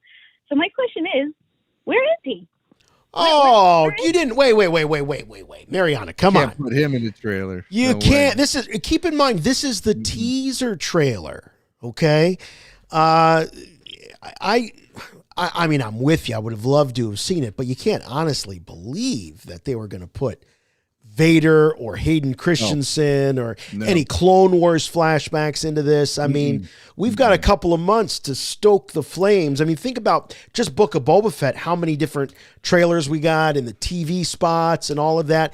And I think this is going to resemble, in terms of rollout and control of I think it's going to rival any movie. I think they're going to really keep things close to the vest for this one because they're really going to want to bring, I think, the shock and awe. We'll definitely get some sort of tease because they want people who, look, they know, Mariana, they know you're going to watch it. I'm going to watch it. Jimmy Mac's going to watch it. Everybody watching this after show is going to watch it. But they want to get those people that, you know, maybe dip their toe in here and there, or maybe they've let their Disney Plus lapse because they're waiting for the next, Mandalorian season. They want to show Vader, Hayden Christensen, closer to game day, I think. Yeah. Yeah. You want to keep that one playing. Hey, you know what? I didn't realize Hayden Christensen, pretty popular with the ladies, huh? Yes. Who would have thought? He was such a gentleman to me and my friend and all the people there at sort of SuperCon. I hope he comes back. I want to meet him. Yeah. So I think he's going to be around, and the fans really started to wrap their arms around him in recent years as the prequel trilogy became nostalgic for a whole generation of fans. And he's feeling the love from Star Wars fans, from fans like you, and seeing him in action. I think that's only, in this series and maybe in Ahsoka, as rumored, is only going to increase his stock. And I think he'll be around for a while. And I'm glad to see it, honestly. I really am. So thanks, Mariana. Appreciate it. Thank you for listening and all your support. Let's get to some super chats we've got here. How about... let me move this around so people can see. Let's get that back up on the screen. There we go. $10. Thank you very much. Could it be the Inquisitors? This is from Vermeer. Could it be the Inquisitors get a little too close for comfort and Obi-Wan is forced to lead them off planet? That's my theory. I think that's very, very possible. Oh, Jimmy Mac. There we go. Now there's the Inquisitor from Rebels. Thank you for the refresh. Yeah. on that. He's got the see the in the in the clip we just saw, he didn't have the red. He definitely had the indentations of those markings, but no red, and not the red eyes either. Yeah, this is the Hasbro action figure, and he's ready to rock. He's ready to do some helicopter moves here with his spinning lightsaber, and just ready to go out on the town with a very extreme turtleneck. Yeah, looks like you're gonna cut your face open with that turtleneck there. But that's okay because he's a Sith and enjoys that kind of thing. Is he a Sith? I don't know. Just another Wednesday night out. Oh, no, I'm sorry. Force user. You're right, Jason. Thank you for correcting me. I get just so bedazzled by the red lightsaber, I think Sith right away. But no, he is just a dark sider. He's not a Sith Lord. We know about the rule of two. That's what we practice around here. All right, we do have guy too. So that's fifth brother. There he is. And that guy right with the hat. Brother. The guy with the hat. Come on. Get in a focus, damn it. But yeah, so I mean, very, very similar to how he appears on screen. Yeah, that one's very accurate. A little more accurate than Grand Inquisitor, I think. Look at that sweet little, what is that, little floral design he has on his belly there, on his armor, So he's kind of like a Sith, yes, or a Darksider, yes, but he's warm and fuzzy as well. Yeah. And then there he is. So we get a glimpse of those two guys in the trailer, but obviously that's their stylized Rebels animated look. Come on, guys. I think a lot of people are saying it doesn't look anything like it did in the animated show, like they did with Cad Bane. And I don't know. Enough. I think right away I knew who he was when I saw him, Inquisitor. And I think they did a pretty fine job. Very intimidating and menacing. I'd like to see in the red, honestly. I like to see you want the red tattoos on the head. I want the red tattoos on the head. Yeah, I'm picky in my Inquisitor. 708-866-1737. 708-8661-RFR. Please give us a call. What do we got here? Here's from David. Thank you, David, very much. I have a dark theory that the hanged guy in the trailer was Cal Kestis, who came to Tatooine to find Obi-Wan. Jim says that no one was hanged, but to me it looked like someone was hanged. No, nobody's getting hanged. It's kind of I don't think it's Cal Kestis. They're kind of messing with you. They're just trolling you. Oh, they're trolling. But she's right there, the Inquisitor, at least if the sequence in the trailer is anything accurate to the sequence in the show. Mm-hmm. I think that's what's going on. Giving a good old Force joke and, lift them up, Here's Ferris84 says, better, worse, or just different? What if Rey was Obi's granddaughter in this series tied to sequel trilogy? I still think Rey Kenobi would have been cool. Thoughts? My thoughts are, that would have been cool. It would have been interesting. It was one of those early theories going into the sequel trilogy that we had heard, but it's not going to happen. She's Palpatine's granddaughter, so they're not going to rewrite it. That ship sailed. Yeah, that ship sailed. So. Yeah. We'd all like that. All right, let's go back to the phones. Long time, first time. We got Justin from New York. Hello, Justin. You're on with Rebel Force Radio. Hello. Hey, Jason, Jimmy, Chut. How are you guys? Oh, doing great. How could we not be doing great after getting treated to these exclusive photos, this trailer? We got Obi-Wan Kenobi back in action. I absolutely agree. It felt like I was coming home after seeing Ewan McGregor playing Obi-Wan Kenobi again. Are you a prequel baby? I was. My grandfather and my dad used to take me to the movies to see the prequels. But I was raised on the originals. I used to watch VHS tapes with my dad, which were recorded from the TV, so we used to have to fast forward through the commercials, watching Star Wars, Empire. Man, those are fun to watch now.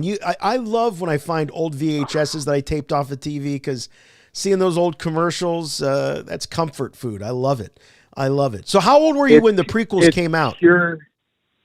It's pure nostalgia. Yeah. I was 7 when Phantom Menace came out, yeah, and then you're you a could do the prequel math baby. from there. Yeah, you're a prequel. Yeah. Yeah, you're a prequel. Oh, baby. yeah. So this is nostalgia for you, which is awesome. It's just like for us when the original trilogy generation, we saw our heroes back in action, and the thought of having them back in action. So this is great for you. So what were some of your highlights, your favorites? So I gotta say, I really wanted to throw an observation at you guys. Just Okay. watching this trailer and seeing how pivotal the Inquisitors are in this story. What if, and bear with me here, the setup for the series is that Vader learns that Obi-Wan Kenobi is on Tatooine. And so I can't see a world in which Vader doesn't himself take care of business with Obi-Wan Kenobi. But because it's Tatooine, and all the trauma that he went through, he sends the Inquisitors to take care of it themselves. Obi-Wan finds out about this, and he wants to draw Vader out, so he goes off planet to then encounter Vader himself to take care of business from Revenge of the Sith. Mm-hmm. Mm-hmm. Okay, I'm digging it. I'm digging it, except the point where Vader is just too much of a wuss to step foot on Tatooine again. Right.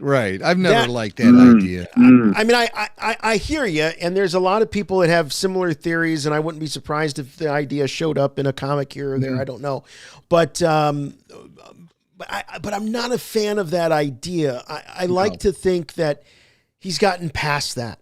I mean, sure, there could be internal struggle. Don't get me wrong. I love the idea of a conflicted Vader.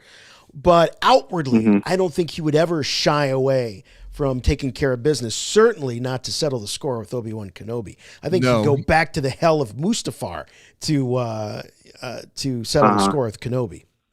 This theory's been thrown around ever since the question came up amongst fans, is if Luke was being hidden on Tatooine, why didn't they change his last name? Why would they give him the name, the former name of Darth Vader? And people would say, well, Vader, he hated Tatooine so much, he would never even think of going there. And Tatooine has the reputation of being the spot in the universe that's farthest from any kind of action.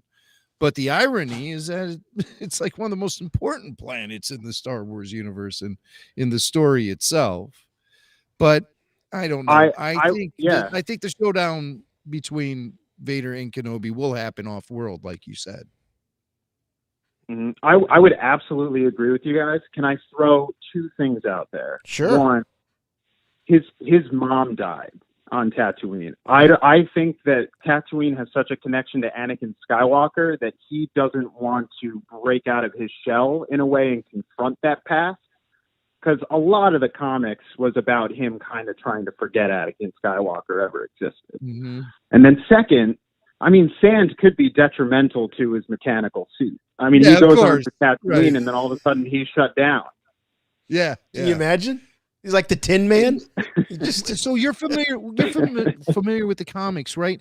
Isn't there a story where Vader does return to Tatooine, and before he leaves, after conducting whatever business he conducts, before he leaves, he says, I got one thing I need to do. And he just goes out in the desert and wipes out a bunch of Tuskens just for laughs, and then gets on the ship and takes off. Does somebody in the chat remember that happening in a comic?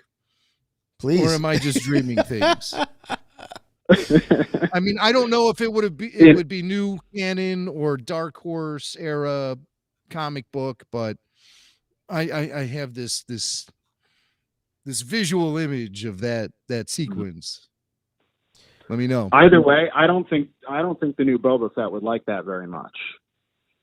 No, but I mean, that would be an interesting showdown in itself. But of course, Boba didn't get that way until well after Vader had passed away and become one with the Force. Right. So it doesn't really matter anymore. Of course. Yeah. All right. Hey, Matt just a quick says that was in a Vader comic. So new era Marvel, I believe. And it might have even been in those stories I was talking about at the beginning of the show from the 2017 Darth Vader line. I never know what to call him. He said, no, that happened. It was the new canon first Vader series, post A New Hope. Darth Vader #1 even. It says Indiana Trekker. So even the Trekkers know exactly which issue it's in. Vader also confronts Jabba at his palace. Yes. So those Darth Vader comics might be worth taking a look at to give us maybe some sort of clues as to what's going on in Kenobi. So that was the first issue, Darth Vader 1. Is that the new, if it happens between... Who's reading these comics to get the stuff put into the live action series? After A New Hope, he goes and investigates the Lars homestead. Yes, I remember these people. Yeah. So I got to reread those, and so I'll be at full strength then for when this conversation comes up again. Excellent. Here's Ghost X Feared says, thanks for the super chat. Is the Grand Inquisitor the same species as Dryden Voss? No. And if so, would the red only show up if he was angry? No. He's from Utapau. So remember those guys on Utapau that Kenobi visited? Yes. Mm-hmm. Yeah, they look like they're made of corduroy. One of them was played by Bruce Spence. Yep. And so that was the Grand Inquisitor. Tion Medin. Yes. Yeah.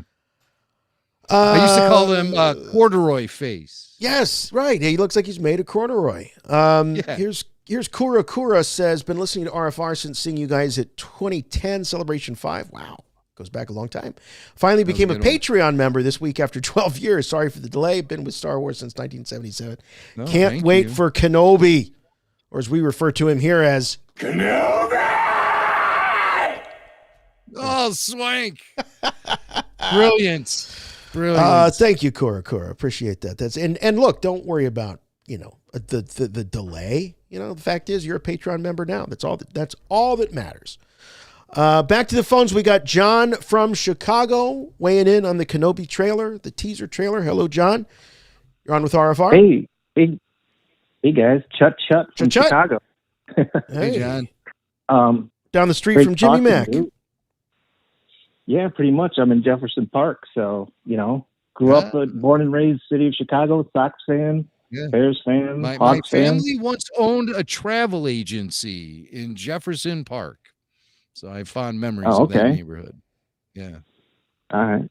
I actually grew up near Midway, but I'm living in Jefferson Park now. So, Roma's Beef on Cicero Ave. 71st, I think. Oh, Cicero. Cicero Ave. Yeah, go up there. It's good beef. Check it out. What could be more Chicago than having a conversation about Italian beef sandwiches? All right, let's talk about Kenobi. John.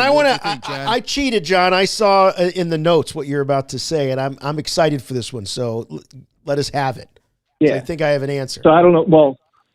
Well, first of all, I think so. As far as the trailer was concerned, today I felt more moved since the trailer for episode 7, I was almost in tears. Han and Chewie, we're home.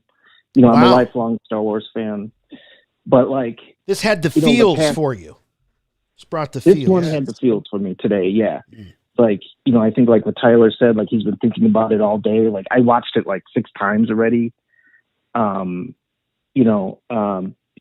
Yeah, I just think it was great. Well, it's more about the character of Obi-Wan. I love Ewan McGregor. The prequels have grown on me, because I am an OT guy. So, yeah, today's trailer is great.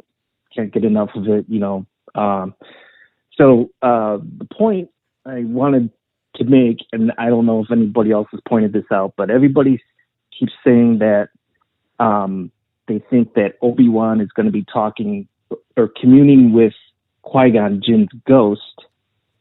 But in season 6 of the Clone Wars, Qui-Gon tells Yoda that he cannot appear to him because he's never finished his training. Right. Right. Yeah, I was only thinking that he was going to be communicating with Qui-Gon just via conversation and not actually have the vision appear of the ghost. And we brought it up earlier, and it could always be a what if. I mean, anything could happen despite any dialogue that happened in Clone Wars. But he could all of a sudden show up and be like, there he is. Oh, I didn't do the pop good. But boom, pop, there he is. And he's like, oh, yeah, sure, I figured it out, I over a pint of Guinness, wouldn't you know? I figured it out. Yeah. It's actually not that hard. I flipped the right switch, Yeah.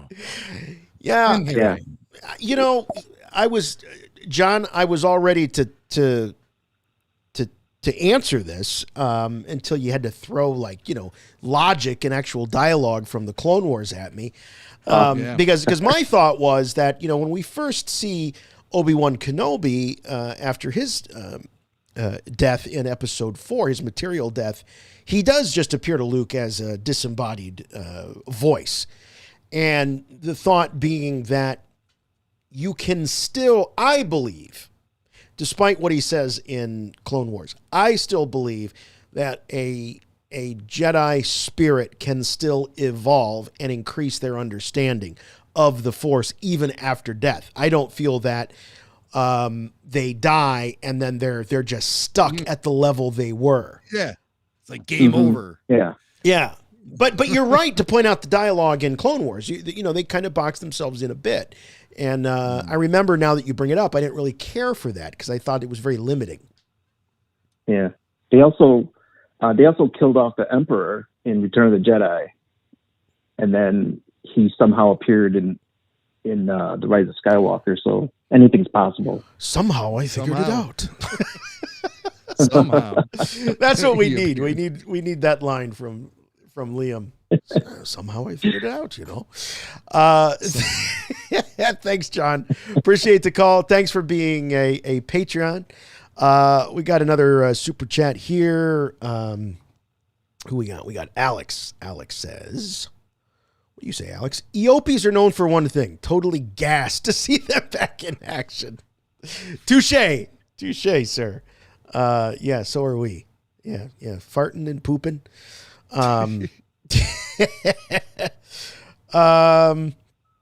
Let's see. We got some more phone calls. Great. This is Aaron from Memphis. Aaron, you're on with Rebel Force Radio. Hello. Hey guys, how's it going? Thanks for taking my call. Of course. First time caller. Love the first time call. Yeah. So, quick question. How early do we see Hayden and Darth Vader in the series? Do they save him to the last episode, or is there a build-up? Oh, there's going to be a build-up. I don't think we'll see him right away, like episode number 1, but maybe hints of him, and then gradually he'll be full on Darth Vader moments. I have a contrarian view. Yeah, and this is likely wishful thinking, but I think it would be cool if the first thing we see is a Clone Wars flashback. Yeah. Right away we are right in the middle of a battle, during the Clone Wars, and we see, Obi-Wan in that clone trooper armor, and all of a sudden the lightsaber comes out, and then he looks over to his side, and there's Anakin, and it's Hayden Christensen. Right. I would love that. Vader, I think there's got to be some build up to Vader. Because I think so too. Something that's been a little foggy for me with all this Inquisitor stuff is where Vader fits in. I know at the beginning of Rebels, we actually see Vader setting the Grand Inquisitor on his quest to hunt down and track the Jedi. It doesn't seem clear, I don't think at that moment, whether or not Palpatine is involved in that, or if this is sort of Vader's side project. It seems unclear. But I guess my question is, they could go kind of Rogue One, where they teased him a couple scenes and they saved him for the end. And I don't want that. I think I want a little bit more Vader, but maybe they're saving this up for a Vader series with Hayden. So it's going to be interesting to kind of what route they go. Do they want to give us all the Vader and Obi-Wan in one series, or do they kind of spread that out maybe a little bit? They spread it out, yeah. And we're led to believe there's going to be flashbacks in the Ahsoka series as well. So it's possible maybe we'll even see you and McGregor in some of those too. Yeah. They have them on set, maybe, maybe. I don't know. Hey, how about this for an idea? Yeah. There is so much footage shot of the Mustafar duel between Ewan and Hayden from back in the day. They shot way more footage than they could incorporate into the film. All of that stuff was shot in front of green screen. So it's possible that the guys at ILM dip back into that old footage, touch it up, and give us some fresh perspectives on that duel. And now with ADR, you could put in dialogue or whatever, and that could even, bring back young Hayden and young Anakin, young Hayden and young Ewan, and give us with an extended version of the saber duel, because all of that stuff is still there in the vaults, and that's a cool idea. Could be edited. That's a really cool idea. I mean, it was always a kind of a thrill to see Daniel Logan's version of Boba Fett, show up in those, and I know it wasn't. There was another actor involved, and they did some, they did some CGI work and stuff. But it was still cool to see that. And there was footage taken of Daniel from 2002. Yeah, that's right. The shot where he picks up the helmet, right? That was an alternate take. Yeah. Yeah. And then also remember in Rogue One, they added in some of those pilots from the 77 film. You had Red Leader. Yes, of course. Very artfully put into that movie. Really, really well done. Yeah. Hey, Aaron, thanks very much. Appreciate it, man. Thanks for the call. And let's see. We've got Steve from Arizona calling in. Hello, Steve. Welcome to Rebel Force Radio. Hey, how you doing? Doing good. Hi, I'm a first-time caller, long-time listener. Thank you so much for taking my call. Thank you. So, one of the things that I thought about was with the Grand Inquisitor. He was in the temple, the Jedi temple, during the time when Ahsoka was actually being tried. So because of that, he saw what was happening with also Barisafi. And I think one of the Inquisitors was possibly Barisafi in that picture, because we couldn't make out to really tell what she was, but she kind of had the same tassels as Barris. Now that's an interesting theory. Very interesting. The other thing, Barisafi, didn't we? Wasn't she left in prison there at the end of the Clone Wars? Wasn't she imprisoned? Yes, she was. Yeah. Yeah. So as we find out in Rebels, the Grand Inquisitor, he was one of the guardsmen, and he had been, lived all his life in, the temple. So wouldn't they go ahead and want Barisafi on their side almost, if she's actually. So. Yeah. That I makes like a lot that of sense. idea. That's very cool. Yeah. Kind of all circles around together. And the other thing too is I think that symbol that you were looking at, I think it actually almost looked like a phoenix. Yeah, as I was looking at it again, I do not think it's the fulcrum, and it did look more like wings to me, and that's why I thought it was the symbol of the Jedi Knights, because that's incorporated. Do you have that symbol, Jason? Could you look that up? Yeah, just punch a Jedi Knight symbol, and it's these wings around what looks to be like a lightsaber in the middle. Right, but if we actually also take a look at what happened during Rebels, in Rebels, the Phoenix became a symbol of the rebellion. Right. Phoenix Squadron. That's the symbol I thought I saw carved into the wall. There we go. And upon closer inspection, I still believe it to be this symbol. The fulcrum is different looking. The fulcrum has more jagged edges and diamond shape, not really jagged edges, but it goes in angles and stuff. It's more angular is what I mean to say. Yeah, let me see if I can pull it. Sorry, it's not very it's not beautiful, but we'll get it up here. Here we go. Yeah. I mean, there's a similarity between the two, and it's really hard to see in the trailer. So hard. Mm-hmm. I mean, even if you're a freeze frame expert, it's hard to see. And I am no expert. But I love the Barasafi idea. That's really cool, Steve. Thanks for that one. That's we'll see what happens when. I'm excited for this. It's I'm a long. I saw Star Wars in 1977. And when I was a baby, and pretty much this is something that I've been waiting for a really long time with Obi-Wan Kenobi. So thank you so much, guys. And you guys do a great job doing this. So. Thanks, man. Appreciate it. Thank you, sir. Thank you. Let's see. We've got a couple more here. Got a couple of first-time callers waiting in the wings. How about Jared? Hello, Jared. You're on with Rebel Force Radio. Hey, guys. How you doing today? All right. Good, Jared. Glad to meet you guys.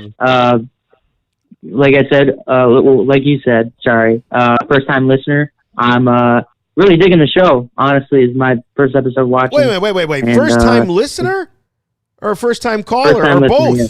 Oh my gosh! Yeah. All right, man. So first time you heard the show, and you're like, I gotta call in, set these guys straight. All right. Yeah, what you got for us? We need. Well, I wanted to add on a theory, and I'm sorry, I'm forgetting his name. It was a previous caller. He had the theory about Darth Vader finding out Obi-Wan was on Tatooine and sending the Inquisitors. I wanted to touch up on that and kind of put my take on it. Yeah, please do. What I'm thinking is, Obi-Wan is on Tatooine for one reason and one reason only, to watch over Luke. Right? Mm-hmm. So he finds out the Inquisitors are now on Tatooine. He doesn't want the Inquisitors to endanger Luke, Uncle Owen, Aunt Beru, so he moves off world to, I don't know what the setting is, but it looks really awesome. I think it's a new planet. Do we know the name of it? Dayu. Dayu. Yeah. Ah, okay. Looks really nice. I'm digging it. But yeah. Hong Kong in space. Moves off to there. And would rather fight them there. And now for the Darth Vader part, I don't think Vader would necessarily know that it's Obi-Wan, right? Because his mission now with the Inquisitors is just to hunt all remaining Jedi that have survived Order 66, right? Right. So he may not know necessarily. He may have a hunking, like a suspicion, because maybe, they had Vader and Obi-Wan had such a strong bond. I also think that these, I want to say, Jared, I think these Jedi that they take out, starting with Order 66, I think they're going to be bagged and tagged. I think that there's accounting going on.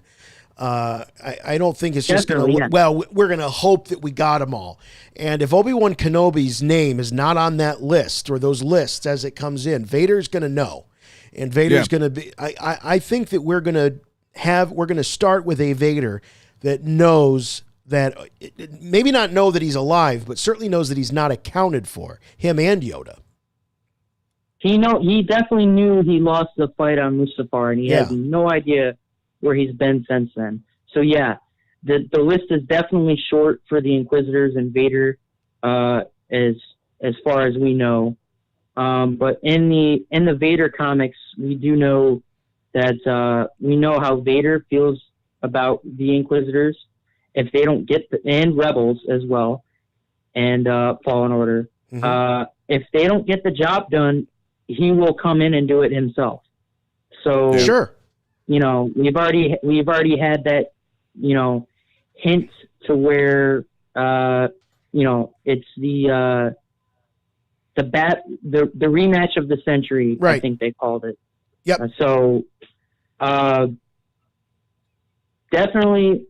We'll definitely get that fight in either more than likely the last episode.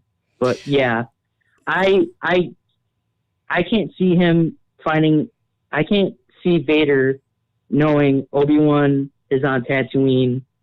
I think it's just a moment of realization, possibly off-world. Yeah. You know, I think you're right. I think you're right. Thanks, Jared. Appreciate it. Thanks for the call. Yeah, I think it's unlikely that Vader would say, let's go look for him on Tatooine. I think there's got to be something that leads them there, whether it's Obi-Wan or you know, these Inquisitors that are being dispatched. I think it's something else. I think maybe another Jedi might make an appearance on Tatooine, and he, you know, just randomly. It's a spaceport. Okay. You know, so maybe he has to land there or something, and it's somebody who's being pursued. And Owen Lars confronts the Inquisitor in town, you know? Yeah. And see that. there might be then Owen reports to Kenobi, hey, Inquisitors are here. They're probably looking for you, pal. But maybe, you know, maybe you're right, Jim, that it's not. Obi-Wan might think they found me, but maybe they found somebody else. Yes. Yeah, I like and that that could idea. leave him off world. Maybe he seeks out Bail Organa to find refuge in Alderaan or someplace. Mm-hmm. Yeah. I mean, these are things that could happen. Let's see. We got first-time caller Chris calling from California. Hello, Chris. On with Rebel Force Radio. Ichuta, gentlemen. Ichuta. What's going on? Now that clearly is an insult. I mean, you know, chut-chut. We've appropriated chut-chut to be the universal greeting here, but Ichuta is strictly, you know, you're casting some shade on your pals at Rebel Force Radio here. By yeah, the first time you call, you throw around insults. Jeez, dropping.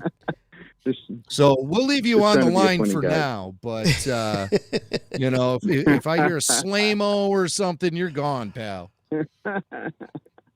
Okay, gotcha.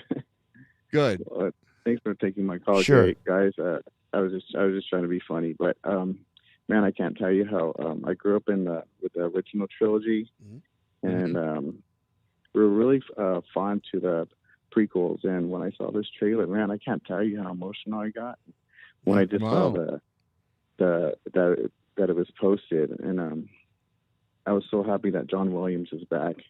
And my question was, hearing Duel of the Fates music, is that intending that kind of like a hint that we might see Maul? Maybe. Or is he dead? Well, based on the look of the character, I would say he's not dead yet. No, and obviously the showdown he has with Ben Kenobi in Rebels happens after the events of Kenobi in this timeline, of this TV show. Oh, okay. So yes, Darth Maul is still alive, and he's hiding out somewhere. And it was strongly suggested to us that Darth Maul was going to be in this show. But as this show started to evolve, it was suggested that Darth Vader should be really the chief antagonist at the end of the day. And so the Darth Maul idea was then scrapped. Now, you do bring up an interesting point about the music. I don't recall there being lifts of John Williams scores being used for other trailers, for Mandalorian or for Book of Boba Fett. And I mean, we debated about whether it was catalog music or something, whether it was really from the score of the shows. But the fact that they actually pulled in the John Williams stuff, and we know John Williams composed a new theme for Obi-Wan Kenobi. You know, the usage and the rights to the John Williams music has been a little bit of a mystery. I don't know that they have carte blanche to use it. I mean, I think they can use it, but I think they have to license it. And so they only want to bring out those big guns and open those pocketbooks when it really counts. So I think that's a good observation and a reminder that this is a big deal. A big deal. Right. Well, hopefully we get to see some Spider Mall. Yeah, I don't know. Live action Spider Mall. We'll see. Thanks, Chris. Thanks for the call, and thanks for listening to the show. Here, let's go with Chuck from Oregon. He's a Patreon supporter. Hello, Chuck. You're on with Rebel Force Radio, and we are chatting Kenobi. Chuck. I had no idea about this trailer. I just randomly checked my phone today and saw it, and it just blew my mind. I could not believe I heard that music. And seeing Ewan McGregor back on the screen, that just made me happy because I'm a big prequel fan and OT. But yeah, I'm super excited, and I'm just wondering, do you think it's going to be the same Inquisitors from like the video games and Rebels and everything? And like, what are the possibilities that there might be kind of like a Boba Fett like flashback? We might get to see a little bit of the origins of the Inquisitors in this, even if it's just a quick little segment. Well, you mean in the style, the way they did flashbacks in Boba Fett, not a Boba Fett. Yeah, sorry, okay. I could have been more specific. That's okay. Well, Jim seems to have a pretty good handle on who these Inquisitors are relative to their previous appearances and other mediums, and I think all but one we've already seen. It seems like. Right. And the speculation that's Barriss Offee, I saw somebody saying, well, Barriss Offee didn't have head tails. But correct me if I'm wrong, didn't she always wear some kind of head wrap? Yes. I thought she did. She might have tails under that wrap. You wouldn't know if she had head tails or not. We don't know. You don't know what she's got under there. Crazy, actually. But as for the Inquisitors, I think they're going to create continuity between, the video games and certainly Rebels. This is all, it's not a Dave Filoni project per se, but he and Favreau are involved to some degree, I think. Part of the Mandoverse. Yes, I think that it is part of the Mandoverse for sure. Yeah. So there's definitely continuity there. Yeah. And it slipped my mind. But just actually seeing him, like, watching over the Lars homestead with a young Luke out there, like, pretending that he's a pilot already, that's awesome, isn't it? That was just so awesome. That was worth the watching the trailer for just that, Very cool. Seriously. And it's not some Infinities, comic book. I mean, it's not, an animation. This is real. This is live action. This is as real as it gets when it comes to Star Wars. So yeah, I'm with you. That to me was the money shot of the whole trailer. That brought it home. Really? Yeah. I love that.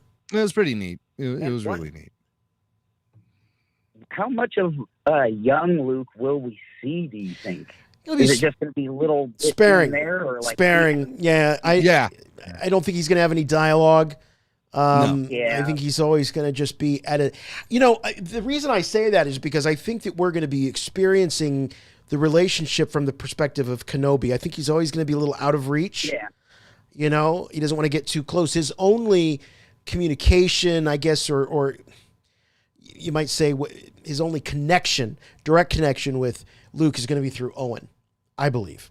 Yeah, exactly. Well, it's almost hard to resist, though, having Luke and Ben Kenobi in a scene together, at least one scene to establish there is a relationship between the two of them, and they do know each other by the time of A New Hope. It's obvious. I mean, right. It's very clear. Yeah. So Luke has to encounter Ben from time to time. And I like the idea of just, you know, unplanned, you know, they bump into each other and, hey, you're that crazy old guy. My uncles always talk about that crazy old wizard. Yeah, maybe he kicks his ball into Obi-Wan's yard and he has to like climb the fence and go retrieve it. And he's scared because, you know, the crazy old wizard lives there, you know? Yeah. It's like the Sandlot, except the whole planet's the Sandlot. Yeah. Oh my God. Thanks, Chuck. Appreciate the call. Thanks for being a Patreon. Let's see. We'll just do another one here. A couple more. This is Aaron from Texas. First-time caller. Hello, Aaron. You're on with Rebel Force Radio. Hello.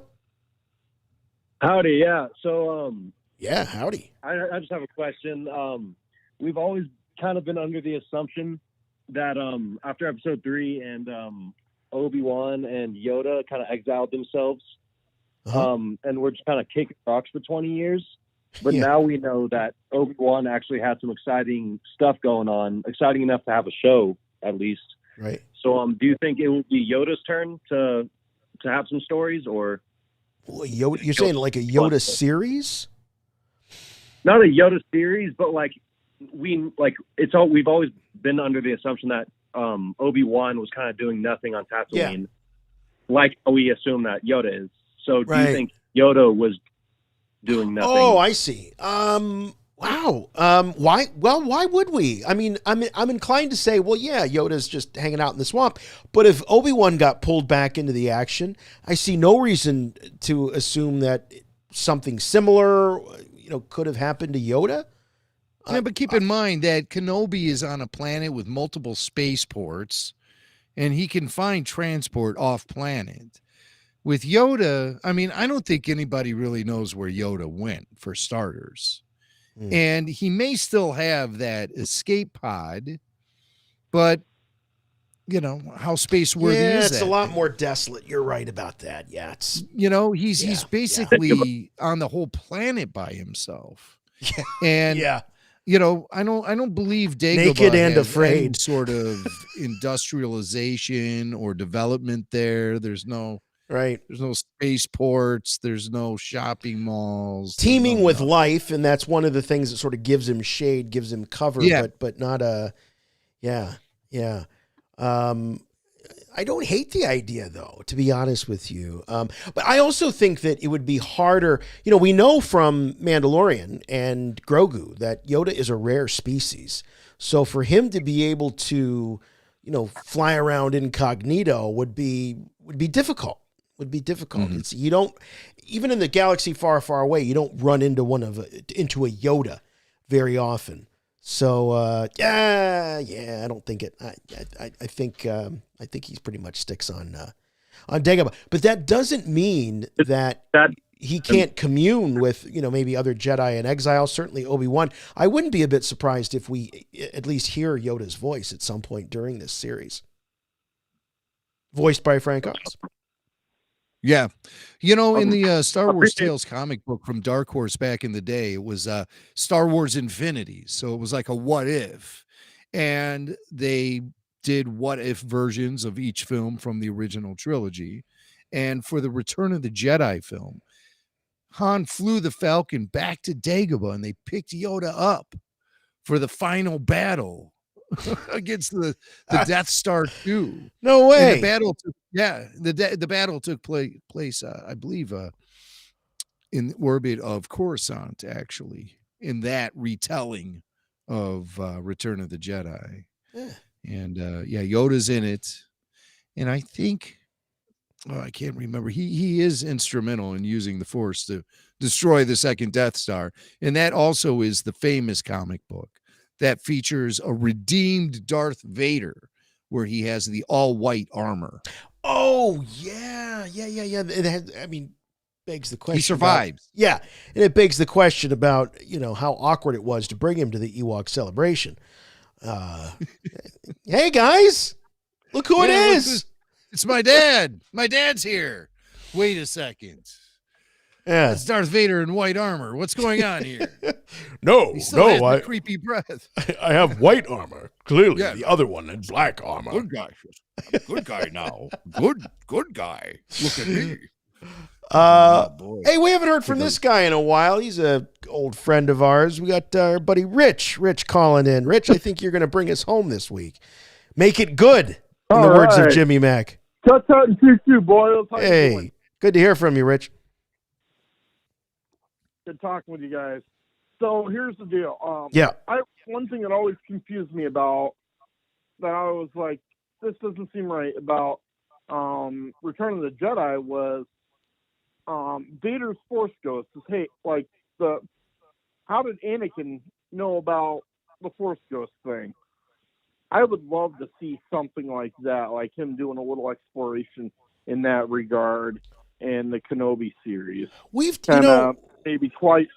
Maybe Qui-Gon or somebody communicates with him, with Anakin, and he starts exploring a little bit. Okay, I got two thoughts on this. Okay, the first is, and we've talked about this on the show a few times, is that we feel that Anakin sort of gets a pass because he's the chosen one. Yeah. I mean, he has the highest midichlorian count of any known Force user, and so he's sort of he just does it. He just has that ability to do it.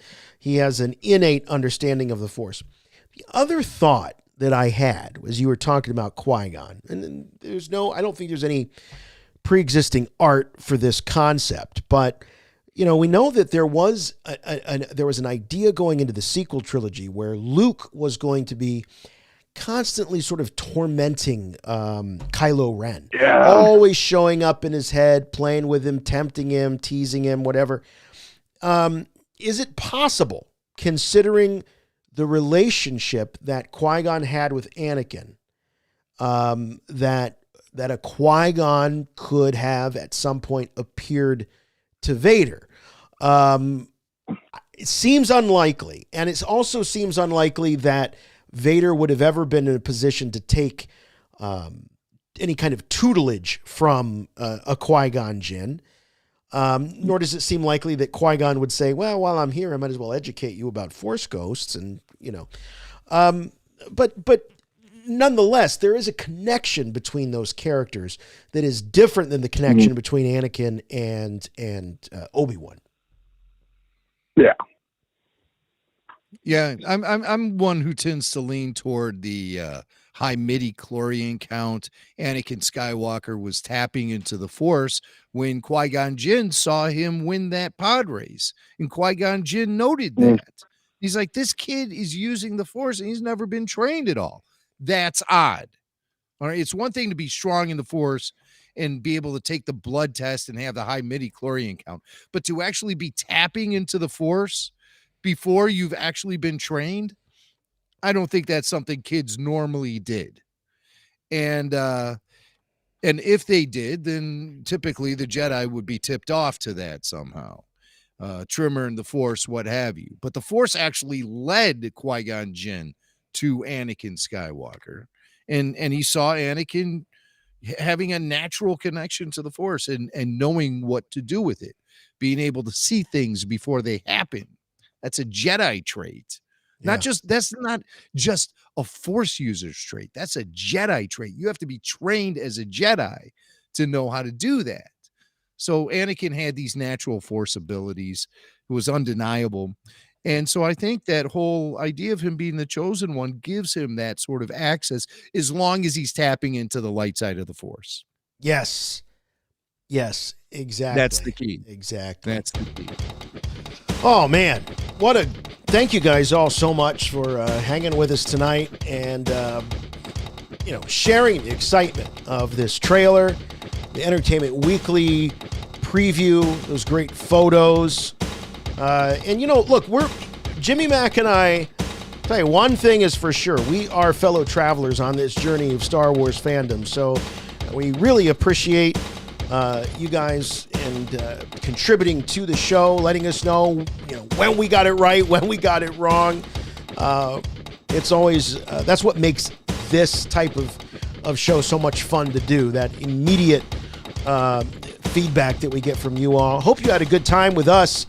If you like more Rebel Force Radio in your life and you are new to the show, which we know that these YouTube live streams bring new listeners to us. Check us out, rebelforceradio.com. That's the website. It's a weekly podcast you can subscribe to on your favorite podcatcher. Just please look us up. We're on all of them. Apple Podcasts. We're on Stitcher and Spotify. Anywhere you can find podcasts, you can find us here at Rebel Force Radio. But no, we'll be counting down. Believe me, if there's another trailer, full length. We're not talking about like a 10-second or 15-second TV spot. Come on, let's not get crazy. We're not going to do after shows for those. But this is just the teaser. We know there's going to be at least one more full-length trailer.